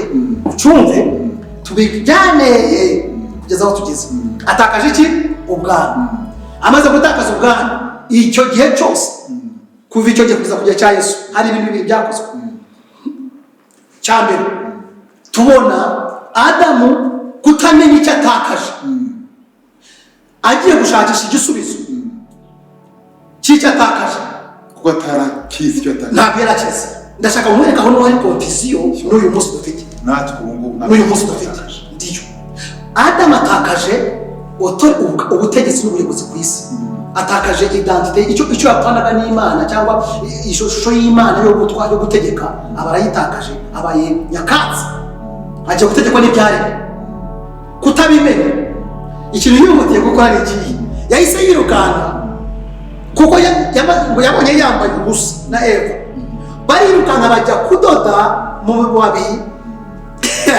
badoda utu tubabi two kwiyambika kugira ngo bahishe ubwambure bwabo guhisha ubwambure urumva agiye guhisha ubwambure ariko si cyo kibazo yatakaje authority agiye guhisha shemu y'iki y'umubiri yatakaje ubushobozi agiye guhisha umubiri agiye guhisha gukorwa n'isoni urashaka wumva icyo kintu niyo kofizensi Adamu ntiyamenye icyo yatakaje n'icyo agiye gukemura akemuye ikintu kitari cyo yatakaje nicyo kibazo cy'uyu munsi nicyo kibazo ndimo kwereka n'uyu munsi turahamagarwa mu madini gusenga cyangwa idini ndakukwereka uburyo bwayo ariko idini nayo ikemura ikibazo itakagombye gukemura. Adamu aragiye aremye uducocero, amaze kuturema ariyambitse, amaze kwiyambika none akagira ngo akazi none Imana iraza Adamu we uri hehe? Ati ndishe. Nirakubwiye ko kuki wishe? Ati mbonye nabaye. Nirakubwiye ko wambaye ubusa. Nyandi magambo ikibazo urimo kuzana si cyo ufite, icyo urimo gukemura si cyo ufite. Hari ikibazo ufite wakagombye kuba cyo wagakemura. Ikibazo ufite noneho ni ukwikiranwa nanjye, ntabwo ari ukwiyandika. Uranyumva? Ikibazo cyari kwikiranwa n'Imana. Cyakwikiranwa n'Imana. Ntabwo cyari cyo guhisha ubwambure. Adamu yakemuye ikibazo atagombaga gukemura. Ikintu cya mbere yakabaye akemura cyari kwikiranwa n'Imana yagomeye atumviye. Iyo gusubizaho ubwo busabane niyorera we n'Imana kubera kubona kutayumvira nicyo kintu cyakabanje gukemura. None icyo si cyakemuye, agiye gukemura ikibazo cy'imyambaro. Ndakwihutisha kugira ngo mwereke impamvu yabyo. Umugabo witwa Maslow yari umuyuda, agerageza gukora ubushakashatsi gushakisha ibintu byitwa basic needs, ibyifuzo, ibyangombwa ngenerwa basic by'ibanze. Agiye mu bintu ya liste yakoze, nawe yabaye mu buzima bukomeye cyane, yakuze ari umukene wabari abakene. None ubwo buzima bwo kuhatana n'ubuzima shaka afatira ko isi kukimeze gukize, akora ubushakashatsi. No ubushakashatsi bwe aza kubona ngo ati ibyifuzo the basic needs of humanity maze kubibona. Aravuga ati kimwe cyambere kirimo amazi, ikindi kirimo ibiryo, ikindi kirimo kwambara, ikindi kirimo shelter, ikindi kirimo significance, ikindi kirimo self esteem cyangwa kwimenya, self actualization. Akora urutonde rw'ibintu bitandukanye bigaragaza ngo these are the basic needs. Mwanyumva neza? Ndagusubiza hariya mwitangira. Noneho Maslow abivuze ejo bundi ati mbonye ko ari byifuzo by'ikiremwa muntu. Deka rero Yesu azi ndaza kwakwereka. Yesu aje muri Matayo 6. Yesu aravuga ati rero uruba priority ushingiye kuri Maslow the basic needs. Niyo turimo kuvuga ibibazo byose bya rusange, tuvuga niyo ubu nawe hano ndabizi ko ufite ikigo cy'imfubyi cyangwa ufite children center, ufite ibibazo ushaka gukemura. Dufite n'ishuri ndavuga mu birebana na physical needs. Noneho rero Adamu agiye gukemura ikibazo cy'ubwambure kandi si cyo kibazo afite. Arimo arakemura ikibazo kiri basic, atekereza ko kiri basic cyangwa foundational, ariko si cyo kibazo afite. Ndashaka nyumve itangiro ry'idini. Agiye gukemura ikibazo cy'imyambaro, yambike akagira ngo isoni afite imbere y'Imana ziri physical. Nawe ntakamenya ngo isoni afite imbere y'Imana ziri physical, ziri internal. Urumva? Ziri muri identity mukiye apfanaga n'Imana. Adamu arakugendeye adoduzwa utwenda, Imana iraza nkuko bitubwira irabambika, maze kubambika gatoke. None gahunda kuko hano mutahakomereza mbe musohotseho gatoya kugira ngo ahubwo mutaza no kujya ku giti cy'ubugingo, aricyo biri tugaragaza neza mu giti cy'ubugingo ari Yesu. None ahubwo ati mubwo musohotse rwose muva hano, ashiraho n'amarayika wo ku icyo giti cy'ubugingo, ku buryo uyu munsi Imana ishimwe kuko Yesu yaraje, ubu niwe giti cy'ubugingo, niwe turyaho. Umwizera wese ntago azarimbuka kuko azahabugingo buhoraho. So Adamu akemuye ikibazo kiri physical, but kutamenya icyo watakaje n'umishakire yawe na mibi. Ushaka nabi, ushaka haphazardly, ntabwo uzi icyo urimo gushaka. Niyo mpamvu no muri iyi minsi abantu bafite inyota bagiye gushaka Imana ariko ntibazi ko bashaka. So ntabwo wazi icyo watakaje. You have to know what you lost. Menya icyo watakaje niyo ugiye gushaka ufite umurongo w'imishakire. Adamu rero ajya gukemura ikibazo cy'imyenda atari cyo kibazo. Yesu niwe yavugiye muri Matayo 6 avuga ati none urumva priority y'abantu natwe turabizi mu buzima bwacu bwa rusange. Priority yacu no mu isi leta igerageza gukemura, amadini yo yatangiye ibibazo ashakisha gukemura, usanga ibibazo bya mbere ashakisha gukemura ari ibibazo biri physical. Tutangira muri basic needs za zindi za Maslow yaristinze: imyenda, amazi, ibiryo, amashanyarazi, inzu shelter n'ibindi byose ibyo amashuri abana bige mana mibi n'imisabire yacu n'imisabire yacu n'isengere yacu dusaba bishingiye kuri iyo list mana mibi mbuze biriya none ugasanga n'imisengere yacu imisabire yacu nayo ishingiye kuri ibyo byifuzo uko uriya mugabo yabishyize ku rutonde bigaragaza nk'aho ari ibyo byifuzo umwana w'umuntu akeneye Yesu aje Matayo 6 aravuga ngo okay your priority is food priority yayo ni ibiryo ni imyambaro naho kurara nicyo muri cyo ukwiga kugira ngo nawe ugiye ucyubacyo ari bababwira ati baranabivuze yaranabivuze Yesu aravuga ati ndakababwira rero sasa that's not the priority urumva agaruye priority nagaruye nkenerwa no agaruye priority yo muri Edeni Adamu yagiye kwiyambika agira ngo niyo need it wasn't the need ntacyo cyari ikibazo cya Adamu ikibazo cya Adamu yagombaga gukemura Yesu aje kukivuga haleluya noneho aravuga ati ntabwo kwambara kwa Adamu ntabwo cyari ikibazo sicyo narebaga ntabwo bundi bwambo ibyo ntabwo cyari byari bimbwiye icyari kimbwiye nicyo yatakaje namuhaye he lost the kingdom mandate yatakaje ubutware bw'ubwana icyo cyo yatakaje Yesu arabivuga ati rero sasa ndikababwire priority nubwo priority yanyu ari ibiryo yari imyambaro kubona hurara kwara amazi kwara ibyo kwambara n'ibindi byose nk'Adamu yakoze muri Edeni ashaka cyo kwambara Yesu aravuga ati mbatumve priority rero ni sasa fast seek mbere na mbere shaka ubanze mushake ubwami arabisobanura hirya akavuga ati se ibyo byose mushaka n'abapagani nabo barabishaka nabo barabifite arabahamingera ati murebe biriya bintu byose bihariye murebe indabyo murebe biriya byose biriho inyoni n'izibiba n'izisarura n'izitunika mu bigega ariko ibyo barimo kubanza ntabwo ibyo bagombaga kubanza mubanze iki ibi byo so mu ijuru the king so mu ijuru arabizi urumva azi ko mubikeneye mu byo yari yararemeye birimo ibiryo birahari hariya byose imyenda irahari imodoka zirahari amazu arahari ibyo byose ni ibyanyu but don't make them your priority ariko banshaka ubwami si yo priority si cyo kibanze ntabwo ariyo basic need yawe abantu basic needs dufite si zo basic needs no na Yesu niyo mpamvu yaje akabivuga ati ko ndiba muhangayikishijwe n'ibyo murya ko muhangayikishijwe n'inyama ati ko mbura buriya tunabwo bwambaye ko muhangayikishijwe n'ibiryo ngo muzaki ngo muzambara iki ngo muzanywa iki ati ni muri what's your point ni ikibazo ni iki icyo si cyo kibazo cyanyu ntabwo ari icyo mwatakaje ibyo data arabizi bo mu ijuru azabiha biranahari icyo mwatakaje seek first the kingdom of God Yesu atanze priority arimo aragarura iki arimo aragaragaza iki Adamu muri Edeni amaze gucumura agiye kwiyambika agira ngo basic need ni iki ni ubwambure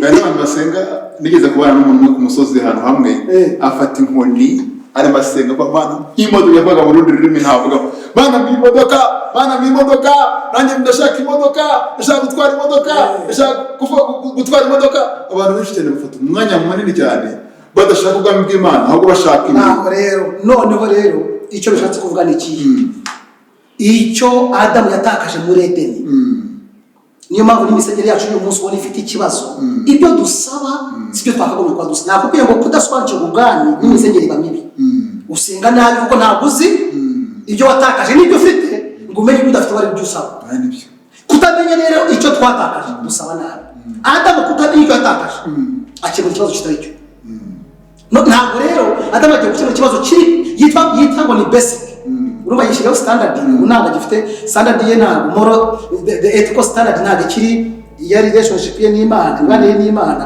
ahubwo ashyizeho ethical standard ye yo kuvuga ngo noneho ugiye ibyo nkeneye niyo priority imyenda ibiryo ibyo none ugasanga Adamu akemuye ikintu kitari cyo mbisobanura icyo kintu Adamu akoze gushakira igisubizo cy'ikibazo ahatari ikibazo arimo afite imigenzereze agiye kugenderamo no gukoreramo agira ngo arimo afite ikintu arimo gukemura ariko asanga ntabwo kirimo gukemuka aragira ngo kwambara birasubizaho isano ye n'iki n'Imana. Aragira ngo kwambara nibwo Imana iri bumwemere. Wanyumva neza? Ibyo arimo gukora arimo arashyiraho standard, arimo arashyiraho uburyo atekereza ko nibwo buri gukemura ikibazo yagize. Ntakamenye ngo ikibazo yagize ntigikemurwa na kiriya. Ni ugushakisha ibisubizo bitakemura ikibazo ufite. Ngo Adamu, aho niho nicyo twita muri definition y'idini, nicyo twita idini. Idini a set of rules. Urumva? Abantu bubaka utuntu. Bamara kutwubaka bashakisha iki? Utwo tuntu kugira ngo tubafashe kugira n'isano n'Imana. Kugira ngo gusabane n'Imana. Adamu akoze ikintu cya mbere cyo kwiyambika, agira ngo mu kwiyambika kwe arimo arasubiza ikibazo yagize. Ntakamenya ko kwiyambika si cyo kibazo yagize, uwambure si cyo kibazo yagize. Haleluya. Afite ikindi kibazo kiri intano, arimo arakemura ikibazo kiri external. Imbere niho hari ikibazo muri identity, arakemura ikibazo kiri physical. Imana ariyambika si kimana kinini, kuko Imana kubereka ko atari cyo yari ikeneye yaragiye musanga iragara n'imana. Ibyo byo wiyambitse nta cyo kibazo, ariko kubera ko ugomba kubigize reka dukomereze muri iyo gahunda murumva, ariko si cyo watakaje. Icyo watakaje inzoka igiye kukwirukana mu kanya. Ntabwo kintu ubushobozi watakaje ubutware.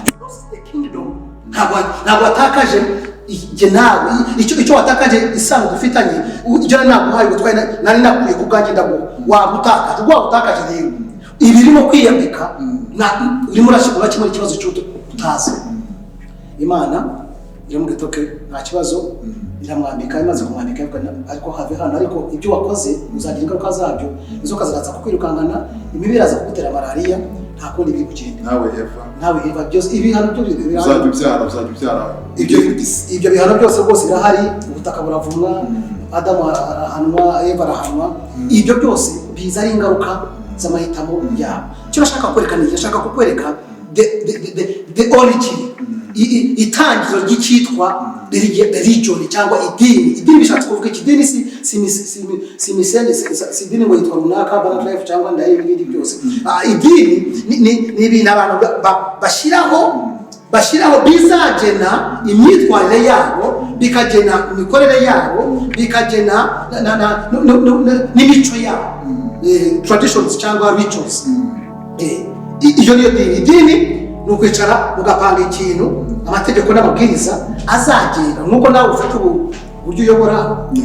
Ufite amategeko washyizeho, dore bavandimwe ngewe itorero ryitwa gutya zagenda gutya, amabwiriza zizagiramo n'aya, imico n'imyifatire yacu izabera imeze gutya, n'imihango yacu tuzajya dukora, tuzajya tubatiza gutya, ifunguro ryacu tuzarijyaho gutya. Ibyo mwashyizeho nicyo cyitwa idini. Nutagira gutya turaguca cyane, kandi kiboshywe mu isi no mu ijuru kiba kiboshywe. Umva turaguhambira. Abantu bambure n'amadini bahambuke mu izina rya Yesu, noneho rero bagaruke mu bwami. Noneho rero idini niyo nkomoko yayo, ikomoka kuri Adamu. Nakubwiye ngo Adamu amaze gutakaza ubwami hari ibintu bibiri byabaye mu kiremwa muntu nyuma yaho. Ikintu cya mbere Adamu yakoze ni kwa kundi ushobora kugira wenda ukavuga uti wenda tubivuga mu buryo busanzwe, ushobora kuba afite inyota, nagira inyota y'amazi wenda mu inzoga nka inzoga, ngagira ngo nkemuye ikibazo cy'inyota, naho ahubwo ndemye ikindi kibazo mu mubiri wanjye. Nkoresheje ikintu cyo gukemura ikibazo mfite ariko kipfuye. So Adamu rero kurema biriya no gutangira iriya gahunda yo kwiremera uducocero kugira ngo yiyambike, yashakishije uburyo bwo kugira ngo agira ngo nicyo akagira ngo ubwambure icyo kibazo Imana ifite, nayo Imana icyo ifite. Ntabwo ubwambure bwawe ari cyo kibazo ufite. That's not the priority. Icyo watakaje si icyo, n'ibisubizo no gushaka ntabwo ari icyo. Wabyumvise? Nicyo Yesu yaje kuvuga muri Matayo 6:6 rero mwebwe icyo mwagize priority si cyo priority. Dereka mbereke priority sasa rero. Priority seek first. Mubanze mushake ubwami. Nimuranza gushaka ubwami no gukiranuka kwayo, n'ibindi byose bya bindi mwashaka mwari baragize priority muzabyonye, ntabwo ariko muzabisaba. Ibyo mwashaka bindi mwari mwagize priority si ngombwa ko bisaba, byo birahari ariko bizabongererwa mutabisengeye. icyo mugomba gushakisha, icyo mugomba guhimbanira, icyo mugomba gushakisha uburyo cyagaruka, icyo mugomba gushakisha amahame yacyo, mugashakisha uburyo gikorwa, n'icyaha kinini mwatakaje muri Edeni aricyo bwami. Ubanza gushakisha ubwami bw'Imana, ubwo n'ubuyo dushakisha Imana ikunda ibiki, Imana yashakaga ibiki twagombaga gukora muri Edeni. Adamu yagombaga gukora iki muri Edeni? Adamu yatakaje iki? Numara gushakisha icyo cy'ubwami bw'Imana bwatakaye, ibisigaye byihorera kuko n'abapagani nabo barabishaka. Ariko na Petero yaramubaje ngo twarabukurikiye, twazabukurikiye bacu, imitungo yacu, ego tuzakubona wiki. Yesu Kristo yarababwiye ngo ari hano mu isi azabaha byose, ariko abanze bashake ubwami bw'Imana. Ibindi aho iyo mbikubwiye nshaka kukwereka icyitwa priority. Mbanze kujyana kwa Adamu, mwereka Adamu icyo atakaje. Amaze gutakaza ajya gushaka ibisubizo bibi. Ibyo twavugaga by'inzira urajya Kigali ukanyura Bugesera uzi Kigali, ntamenye icyo atakaje, n'imikorere ye igiye kuvangirwa, imisengere, igenzereze yawe, imyumvire yawe, n'imihango yawe, nicyo cyitwa idini.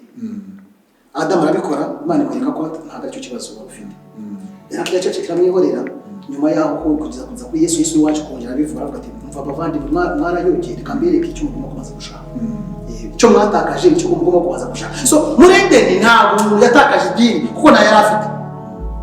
Murabiva neza, nta dini yigeze iba muri Edeni imbere ya Adamu yo akora icyaha. Idini yaje nyuma y'iki? Y'icyaha. Idini ni iki? Idini ni ibikorwa by'umuntu akora byose bimufasha kuyobora imikorere ye, n'imyumvire ye, n'imigenzereze ye, n'amahame ye, n'ibyo agenderaho, bikayobora n'imihango akora. Icyo nicyo bita idini. Adamu niwe mubyeyi wa mbere wagaragaje iyi mikorere, atangira kurema utuntu Imana itamuremeye, atangira kudushyiraho, ariko ashaka igishiki kugira ngo arebe wenda ko Imana yakora iki, yamwemera cyangwa nibahura itaza yaze kuba yambaye. So ibyo dukora byose kugira ngo twambare, twemerwe, twakirwe, Imana itwumve, Imana idukorera imirimo, ibyo byose nicyo bita imirimo itegetswe n'amategeko, cyangwa imirimo y'idini, cyangwa imirimo y'ibikorwa byo ngo turebe ko Imana yakora iki, yatwemera. So aho niho nashaka kukureka, ubwo ndubaka kuri cyane kukureka icyatakaye ni igiki. Adamu yashakishije kugira ngo gisubizeho. Ikindi nza kukwereka, nakubwiraga ngo uburyo bw'ikiremwa muntu byagerageje kugira ngo bakomeze gahunda y'Imana y'ubwami, urumva babutakaje, ariko bakiyumvamo, kuko ubwami nuko nakubwiye ntabwo ari ibintu tubatizwa cyangwa tuhabwa, biri muri twe. Gutwara ni ibiri muri twe, ntabwo ari ibintu dushakira hanze. Icyakurikiye uretse ibyo, n'imihango nibwo byatangiye, ibitambo nibwo byatangiye. Urabona igitambo Kayini na Abeli batanga ibitambo. Adamu ntabwo Bibiliya ntayo itwereka ko yatambaga ibitambo, kuko ntabwo byari bikenewe. Nta kintu kiri spiritual cyangwa kirabo connection irabo y'umwuka yari ikenewe hagati yawe n'Imana. Imana yazi kabasura bakavuga ntawe rero abiri byari bikenewe by'umuhango, ariko ibitambo biratangiye. Kayini na Abeli batanga ibitambo, tubona gahunda y'ibitambo ko ikomeza kugira ngo bigende gute. Abantu batangiye gukora utuntu twatuma Imana inezera. Imana yarabivuga ati icya Kayini cyo kabisa ntakikaye, ati icya Abeli cyo sawa. Kubera iki? Ni ukuvuga ngo iyo niyo nzira none yabonetse y'abantu bari gukora utuntu. Tukiri aho ngaho turazi ko abantu benshi cyane bakurikirana channel yacu, abenshi bari mu madini, kandi ntabwo tuvuga ngo ni bibi nyine, ngira ngo wenda ntabwo ari kurimo kwigisha. Ikindi niye nama waho umuntu uri mu idini ariko kugira ngo abe mu bwami, siko no mu idini agahamamo ko hari serivisi dukenera mu idini. Iyo upfuye baraguhamba, iyo ugiye kurongorwa iyo ufite ubukwe idini riragufasha. Kuva mu idini aho turakeneye, ariko si nigute twaba mu idini ariko twaba no mu bwami. Reka gufasha. Ayo ni amagambo abiri atandukanye. Iyo usobanukirwa ubwami, ijambo kingdom ni umwami w'urugo. Yego. Niba wibuka uko niba ari umwami w'urugo, umwami w'ijuru, mu magambo asobanura ikintu cyitwa ubwami. Ntabwo twebwe, niyo mpamvu uyu munsi mu isezerano rishya byo biragaragara, twitwa umuryango. Niba twitwa umuryango ubaho gute? Umuryango ugira umuyobozi w'umuryango, yita ku muryango. Iyo habaye ikibazo aragikemura. Imana mu ijuru ariyo papa wacu, kuko nazo kwerekana abo turi mu bwami nabyo biri hasi. Turi abana mu bwami bw'Imana. Iyo turi abana b'ubwami, umwami wacu nabyumva atwitaho, ariko uko atwitaho ku isi hano habaye icyitwa imiryango turimo. Imiryango turimo, idini mu buryo tuyifata nk'umuryango tubarizwamo, aho ibyifuzo byabo bitari basic. bitari priority bigomba gukemura kuko twaremwe as social beings as relational beings turi abantu bagomba kubana n'abandi tubarizwa mu imiryango rero idini tuyumvise mu rwego rw'umuryango yaba ari terime y'ubwami abantu b'amadini rero mwumve ko muri mu muryango uri mu idini ukayumvira muri sanse y'umuryango ubu uri uhagaze neza kuko sanse y'umuryango niyo terime y'ubwami uranyumva iyo bivuze ngo religion idini tuba tugiye mu rwego rw'umwuka tugiye muri gahunda z'imigenzo n'imikorere yo kwiremera uducocero twatuma twemerwa imbere y'iki y'Imana ndashaka kubyumva hari idini mu buryo buri spiritual imisobanuro yabwo y'uburyo abantu bakora ibintu bemerwa bahabwe babone iyo ni idini iyo uri mu muryango ntabwo umwana ubu naje mvuye mu rugo mu kanya ntabwo abana banjye bagomba kubanza kumaza ngo wese imigati ngo umugati urahari ngo turarya iki umwana we ntabwo agomba kubimbwira niba akuze ntabwo agomba kuzanira amafaranga ndabizi ko abana banjye icyayi mama wabo nimugoro arateka agateka icyuma kikaba cyagiteguwe niba nta mugati waraye tukawugura tuzi ngo abana bagomba kurya umugati bakanywa n'igikoma cyangwa n'icyayi ibyo si ibintu bagomba kutwingingira iyo bitanahari turababwira ngo rero amafaranga y'umunsi ntayahari yo kugura umugati mu igikoma cyonyine nibwo harimo n'agasukari urabyumva ni ukuvuga ngo iyo myumvire y'umuryango abana ntabwo umwana wanjye agomba kubanza kwibombarika ngo abanze akarabe ngo abanze sinzi yambare neza ngo abanze akarabe mu maso ntabwo uri bumwe icyayi utari wakaraba mu maso ntabwo uri bumwe icyayi utari wambara ntabwo uri bumwe icyayi utari woga umubiri izo kondisiyo kugira ngo umwana abyuke mu gitondo atangiye gukora utuntu turi butume mwemerera kunywa icyayi iyo ni idini mu madini hariho nka n'iyo ujya kubona kubona pasiteri akoresha mesaje ngo ariko ngo maze amezi abiri tutakizana icya 10 kandi barahembwe ati kizakuryo no guhagarika cyangwa se ugasanga wenda habaye nko kwitanga umugore aragutanze televiziyo umugabo ugasanga imodoka umuntu arayitanze atagisha inama babana abo bantu bari mu madini bakaba bafite ibyo bintu bakora kugira ngo bemerwe batekereza ko bemerwe n'Imana ku bintu bakora babagiriye inama umukozi w'Imana barimo kureba ino channel umuti n'umwe ni ukumenya abo barimo icyo twavuze abo bari bo mu buryo bw'Imana spiritual ni iki icyo bari cyo mu Mana nicyo kibara kumenya uko bakora ku isi kuko iyo umaze kumenya uwo uriwe mu Mana niba uri umwana w'Imana ukamenya ko nta kintu wakora kugira ngo wemerwe n'Imana ntabwo watanga icyacu kugira ngo wemerwe n'Imana kutamenya uwo uriwe nayo mpamvu n'umuyobozi wawe akumanipira agakinira ku bujiji ufite bwo kutamenya uwo uriwe akakwitangisha ibintu bikubwira ngo nubikora urahabwa umugisha nubikora Imana yakugira gutya nubikora Imana yagira gutya aba rero ndagira ngo gusubize neza ubujiji bwo kutamenya icyo turi cyo ni abo turi imbere y'Imana bituma abatuyobora bashingira ku bujiji dufite bakatuyobora uko bishakiye bakadukoresha tutagakoze kugira ngo twemerwe kandi twaremewe. Hari umwana umwe w'umukobwa muyobozi mu minsi ishize twahuye ikibazo kiremereye cyane yakuriye mu idini aza gusambana arabyara yari umuririmbyi yamaze kubyara bamwirukana muri korali baramubwiye ngo nta kibazo agakora umusenga rusenge ariko ntabwo yongera kuririmba kuko imyaka 2-3 warasambanye ubyara imyenda kandi umuhungu wamusambanyije we baramuretse ubu bari mu mirimo y'Imana abo bantu bagiriye inama mbese iyo umuntu akoze icyaha kimukura mu nzu y'Imana agaciro akabigicipe. Urakoze cyane ibyo urumva ibyo nabyo ni ibyo tuba tugiye mu miyoborere y'amadini. Iyo tuje mu miyoborere y'amadini ndashaka kugira ngo tubyumve neza idini siyo ishyiraho agakiza si ishyiraho ariko uwo muntu iyo muganiriye wumva atari mu gakiza arakubwira ngo baranyirukanye mu rusengero nawe umva rero umva nta nubwo mbona n'umwanya muzandira umutima wanjye nzimbe. Bibiliya iravuga ngo abantu banjye bararimbutse kubera kubura ubwenge. People are lacking information. Nta makuru ngira ngo ubibona kuri televiziyo ngo cyane nta makuru. Abantu babuza amakuru yo kumenya icyo bari cyo baba ari cyo bahagararaho kugira ngo imisengere yabo cyangwa mu mwuka habo ashobore gukomera kubera kutakimenya ubwabo bazira ubujiji bwabo.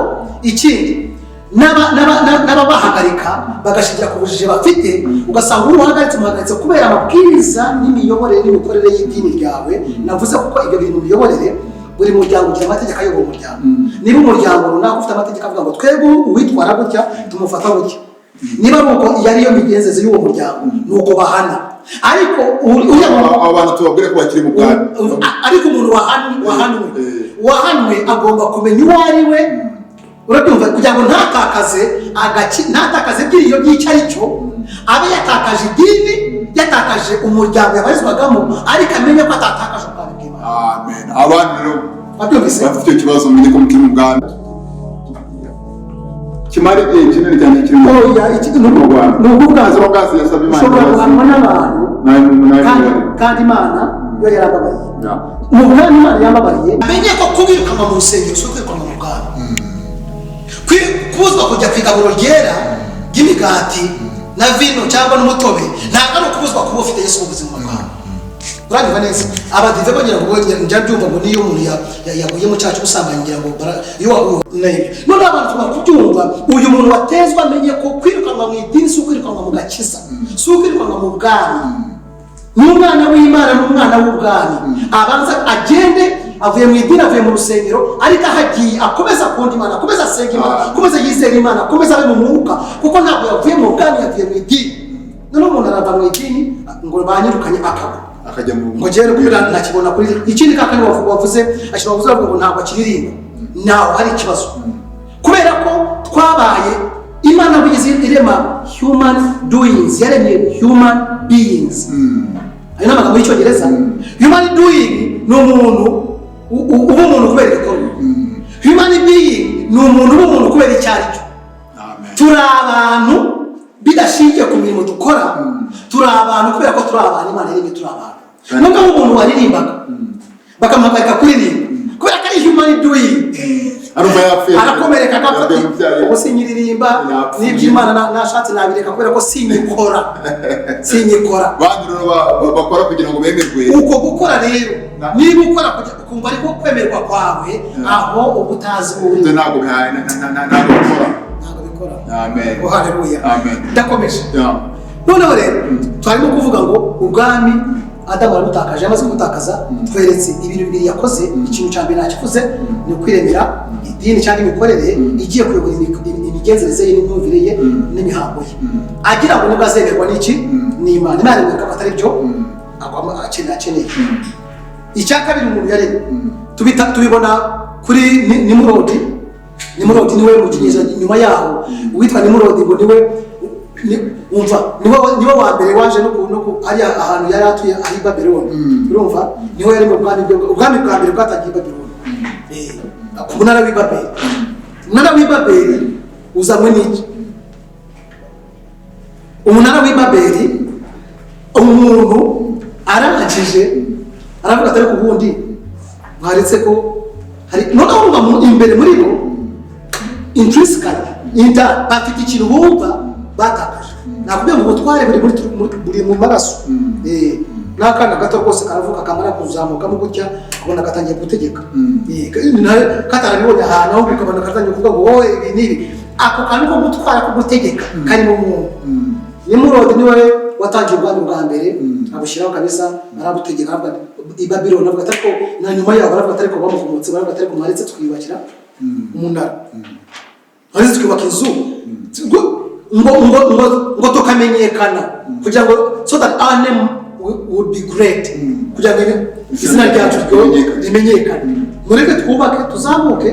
Gahunda y'Imana muri tangiro ahandi yavuze ngo mwororoke mu bw'isi mwuzure isi. Aba batangiye gushyiraho ubwami bwabo bushaka ko bakabuzamuka. Impamvu atari iyindi yindi yo kugwa, kudashaka guhesha Imana icyubahiro. Perezida barashaka noneho kugira ngo babaye ambasaderi ariko noneho bigize ba perezida, barashaka kugira ngo bubake umunara ngo bamenyekane. Ntabwo ari kumenyekanisha Imana, bamenyekane. Urabona neza? Aho rero batukura none icyo tujya tuvuga muri fellowship abisi tujya tubivuga icyitwa kubaka ubwami bwawe. Noneho muri iyi minsi dufite ibintu bibiri. Hari abantu barundumukiye mu idini, mu mirimo y'idini n'imikorere y'idini yabahesha kwemerwa n'Imana, abo bari ku ruhande rwabo. Abandi bari muri ikintu cy'ubwami bwo kwiyubakira izina. They are building empires. Abantu ni ya concept y'ubwami. Ibisubizo ni bibiri. Bamwe barimo barashakisha kwemerwa n'Imana mu idini, abandi bavuga ibyo ntabwo bitureba, ariko kandi reka twibake n'ubwami. Barashaka gukoresha izina ry'Imana ko ubwami bwacu tumenyeka. Babylon ntaho yatutse. Babylon ntaho yatutse, ubwo nibwo bwami bwa mbere. Niyo mpamvu na Bibiliya uzabikurikirana, Bibiliya igira ivuga ikavuga Babylon, no mu bya Yeshuwa ikavuga Babylon. Systeme itegeka isi y'ububi y'ubwitege yo kwiyobora Sitani akoreramo kuva cyagiye agiye muri Edeni. Uko agenda ayobora anyuze muri Babyloni bashatse kwiyobora ngo bategeke izina ryabo rimenyekane. Imiyoborere yose yagiye ikomeza kugeza n'uyu munsi Sitani akoreramo. Turimo no kuvuga nabyo tuzakomeza no kuvuga bigenda bikazakomeza muri Antikristo. Satani niyo nzira arimo kugenda anyuramo, kanyuze mu nzoka aranyura mu bantu kugira ngo bigende gute bazagere kugiye bazarema ubwami bwabo buzayobora isi yose.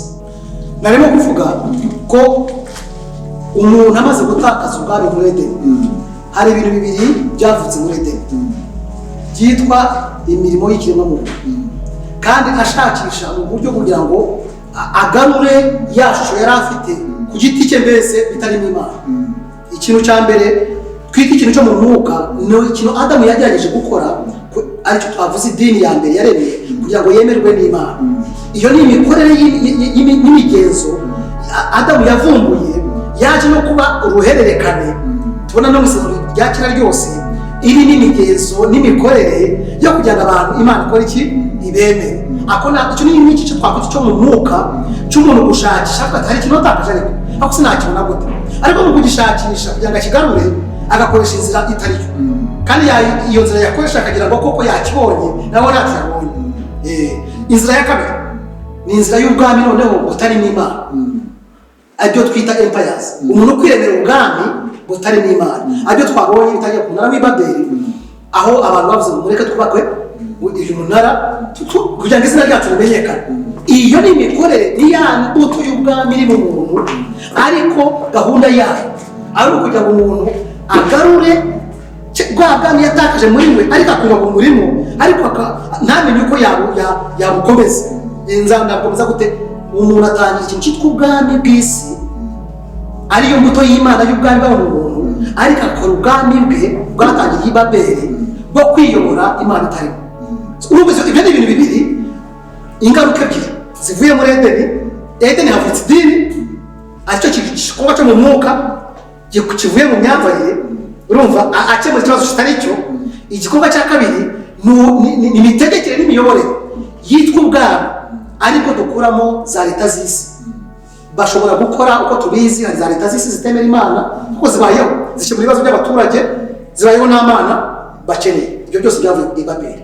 Twabaho Mana udahari, twabaho tutagufite, twabaho ntacyo tugukeneye, twabaho. Iyo ni imiyoborere y'ubwami cyangwa empires, cyangwa imikorere n'imigenzereze y'abantu babayeho badakeneye Imana. Ibyo ni ibintu bibiri byakomotse muri Edeni kugira ngo umuntu ashobore kuba yabaho. Abamwe bari mu mwuka barasenga, basanga mvuga mu mwuka bashakisha kwemerwa n'Imana, aho niho hari inkomoko y'icyitwa amadini yose yo mu isi, kuko amadini yose yo mu isi ikintu agira muri bo n'umuntu n'abatizera Imana ni inyota. Idini mu yandi magambo ushatse gusobanura ubundi buryo, idini ni inyota ira mu muntu n'inzara yo gushakisha ikindi igisubizo cy'ibibazo bye ahandi hantu hirengeye. Uri muranyumva? Iyo niyo dini. Ni inyota mu muntu yo kuba hari ikintu yabuze, hari emptiness, hari icyuho kiri mu muntu, ariko umuntu agashakisha uburyo cyo cyuho yacyuzuza muri we, akumva hari ikindi kintu akeneye kiri ahandi hantu kirengeye, yabura uko akita akacyita Imana, ariko nibura akagisenga akacyizereramo. Iyo niyo dini. Ni icyo cyuho kiba mu muntu cyo gukomeza gushaka.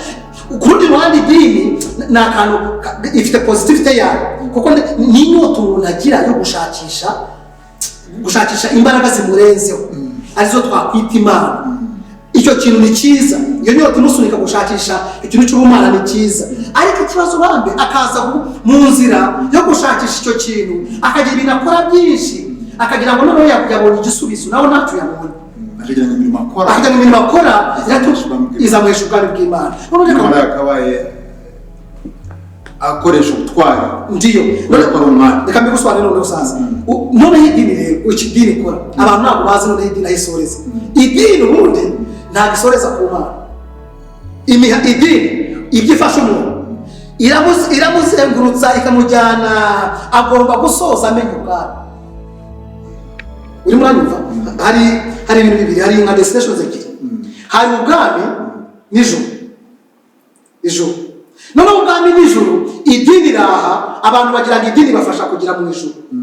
Nawe niba akamenya ko idini ahubwo irabajyana kugeza basobanukiwe ubwami icyo ari cyo. Basobanukirwa ubwami bakajya mu ijuru, bagasobanukirwa ijuru.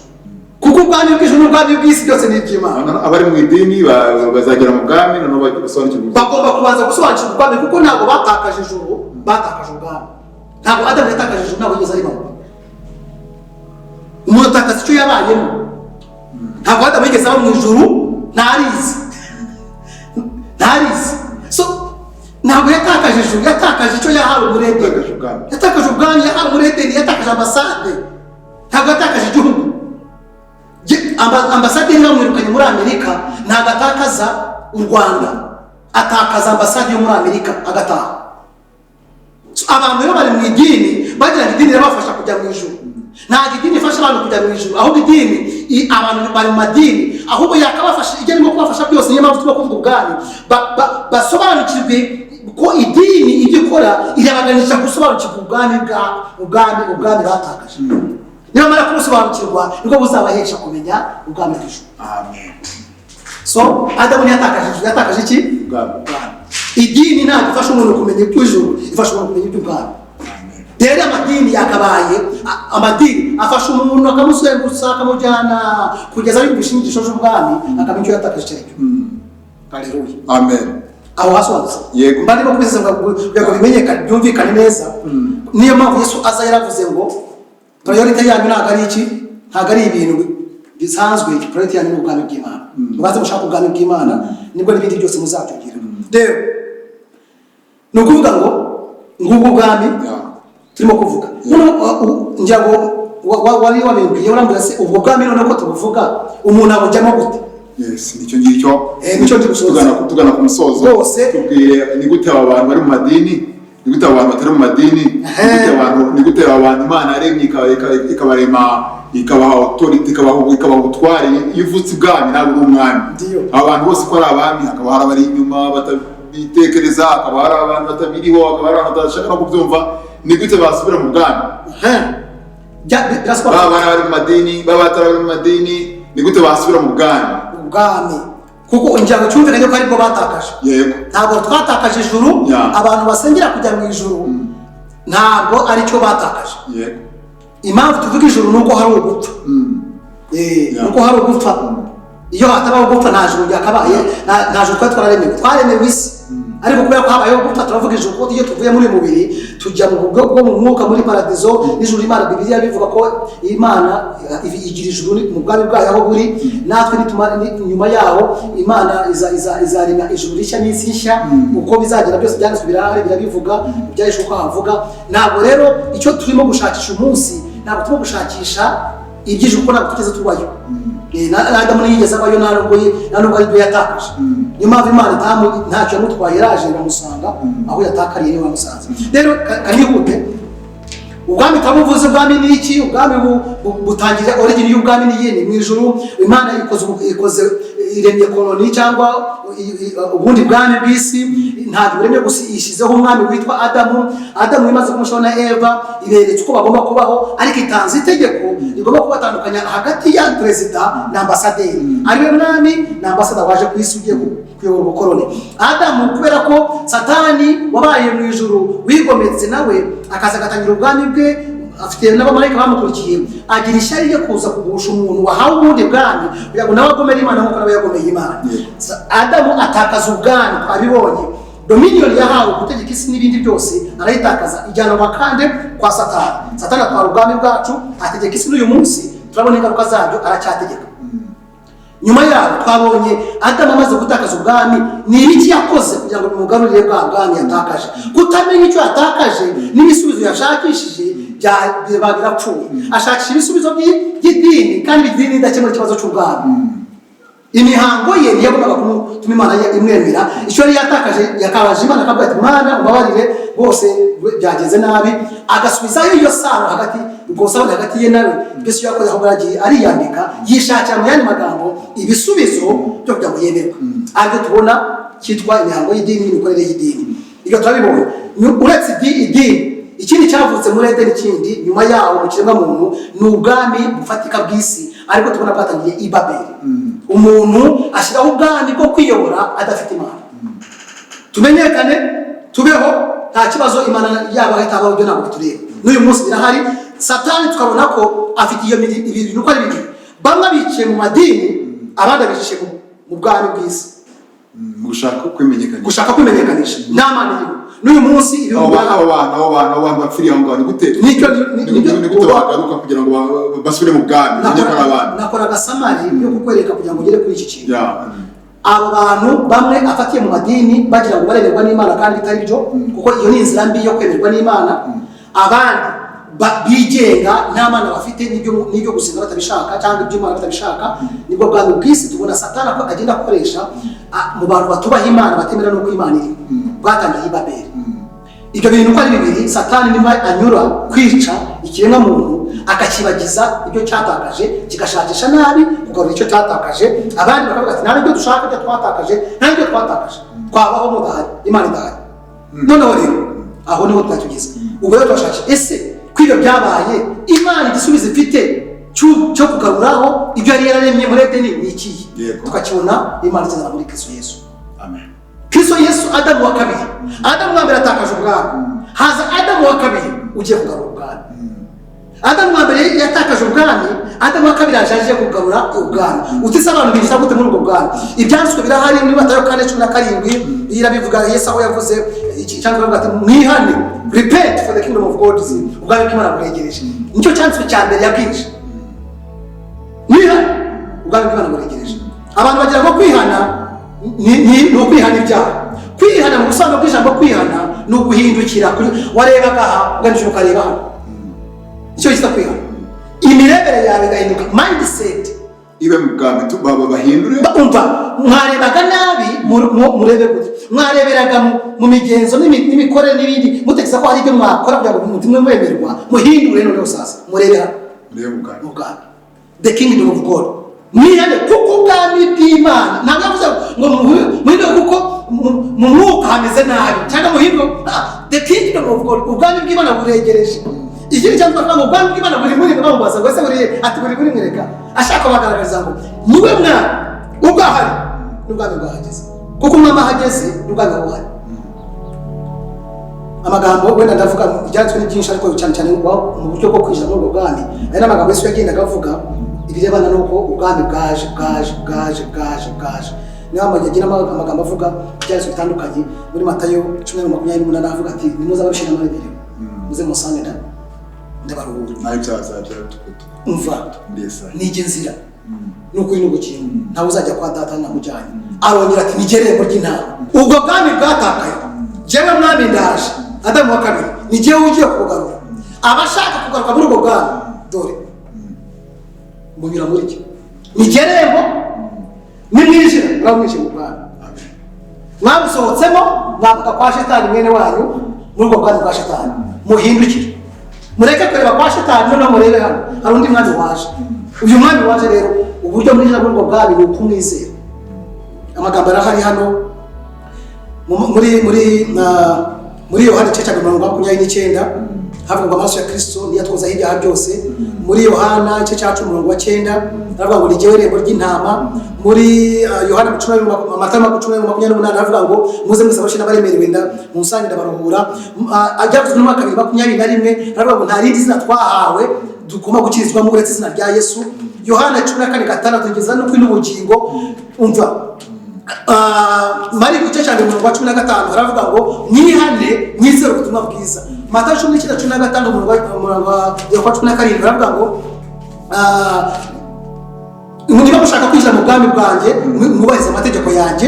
Abaheburayo igice cya 6:2 biragira bikora no sasa n'uburyo bw'imibereho y'ubwami biravuga ku mwuka wera w'Imana. Ubwo bwami tubamo gute, tugiramo gute? Soza ariko mbasoma no murongo wundi wa nyuma na nyuma ugendanye n'ubwami no kuntu nabo ubwami mu Baroma ibice 10 ku murongo unuranga hari umuntu urimo kureba ino cano wicaye ku rugo rwe uri kumwe n'abana be cyangwa se uri mu nzira wenda agenda ariko yumva yakwinjira mu bwami. Tubonye inzira nyinshi cyane uduhaye zo kwinjira mu bwami, ariko none ahangaha undi murongo nshaka kubasoma no muri Bibiliya, niba aho uri hose urimo kureba ino cano kora share and subscribe ku bacuti bawe ubabwire byinshi bakwinjira mu bwami.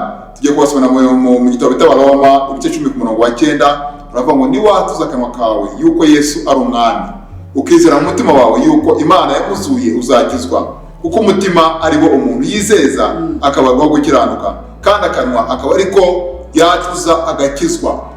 Umuntu aremera, arumva akemera, akatura mu mwoyo atura ko Yesu Kristo ari umwami, uraba uvuye mu gitabo cy'urupfu winjiye mu gitabo cy'ubugingo. Usoza Imana umugisha icyo cyazo cyo narigiye kugisoma cyo navuga gusorezaho ni ukuvuga ngo ikibazo dufite ubwo bwami twagiye tuva mu itangiriro bwatakaye, Yesu araje agiye kubutugarurira. Ese tubwinjiramo gute?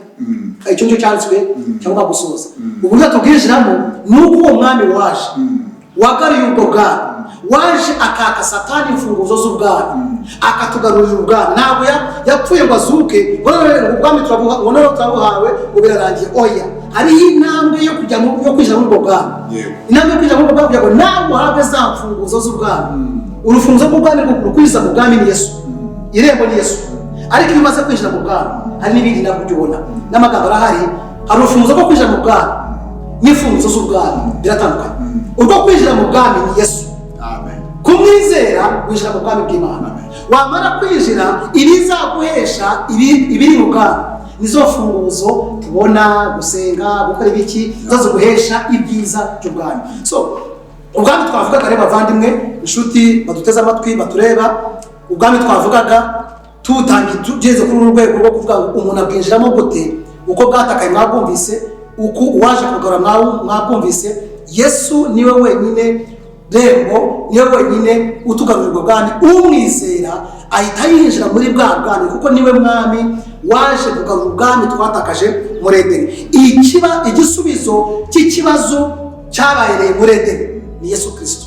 Umwizera akamwakira nk'uko pastor amaze kubisoma, akizeza umutima we, akatuza akanwa ke, arakizwa. Gukizwa bishatse kuvuga iki? Uba wakiriye ubwami, imikorere, imigenzereze, imitegekere, amahame, amabwiriza, imiyoborere y'ubwami muri wowe.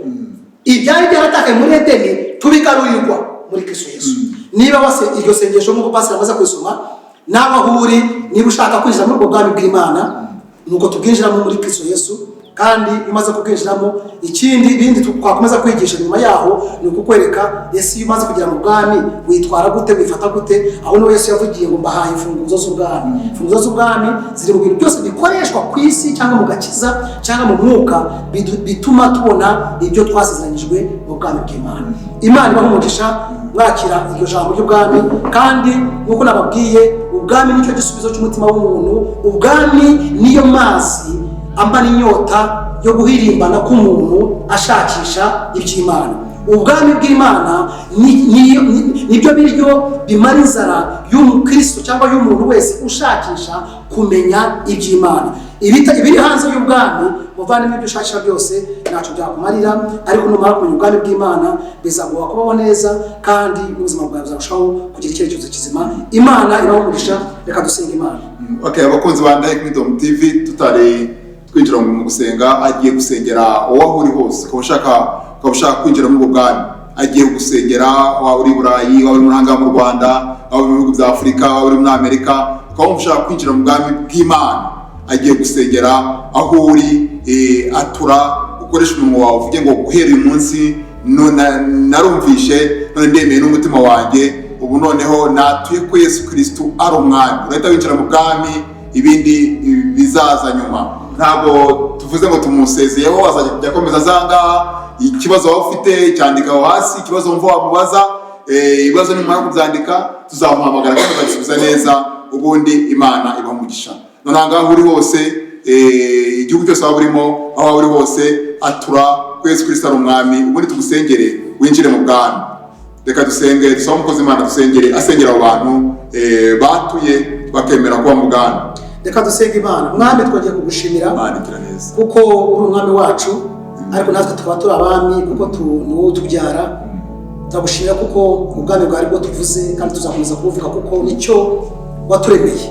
Niryo jambo rya nyuma, niyo nshingano ya mbere, niyo mpano ya mbere wahaye ikiremwamuntu muri Edeni. Turagushimira ku bwami bwawe, kandi nk'uko watubwiye Mwami Yesu avuga ngo dusenge kugira ngo ubwami bwawe buze. Turagushimira kuko Mwami ubwami bwawe burimo burakora, ariko nubwo dusenga kugira ngo buzakomeze gukora no ku gihe cy'imperuka, ahubwo tuzategekeye isi tukayobora neza itakiriho ibyaha, itakiriho umubi. Ariko muri aka kanya Mwami, abantu bumvishije ijambo Mana bakaba bemeye kugira ngo bakwakire mu mitima yabo, bemere ko uri umwami w'ubuzima bwabo, kuko ntabwo twakira nk'umwami gusa, ahubwo twakira nk'umwami n'umukiza.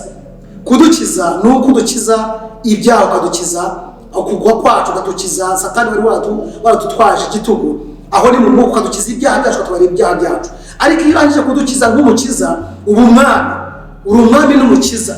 Kenshi dukunda kwibanda kuko gukizwa gusa, twavuga iby'agakiza ko mu mwuka k'ibyaha, ariko tukibagirwa ubwami bwawe. You are Lord and King.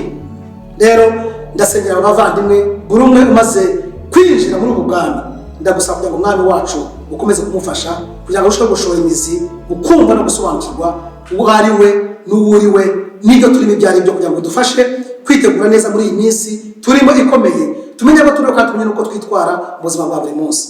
Urakoze, turagushimiye kubw'imitima yabo, turagushimiye kubw'ubuzima bwabo, ukomeze kubagirira neza kandi barushaho gukura umunsi ku wundi, barushaho gusobanukirwa iby'ubwami bwawe. Urakoze, ndagushimiye, cyubahiro gikomeze kuba cyari mu izina rya Yesu. Amen.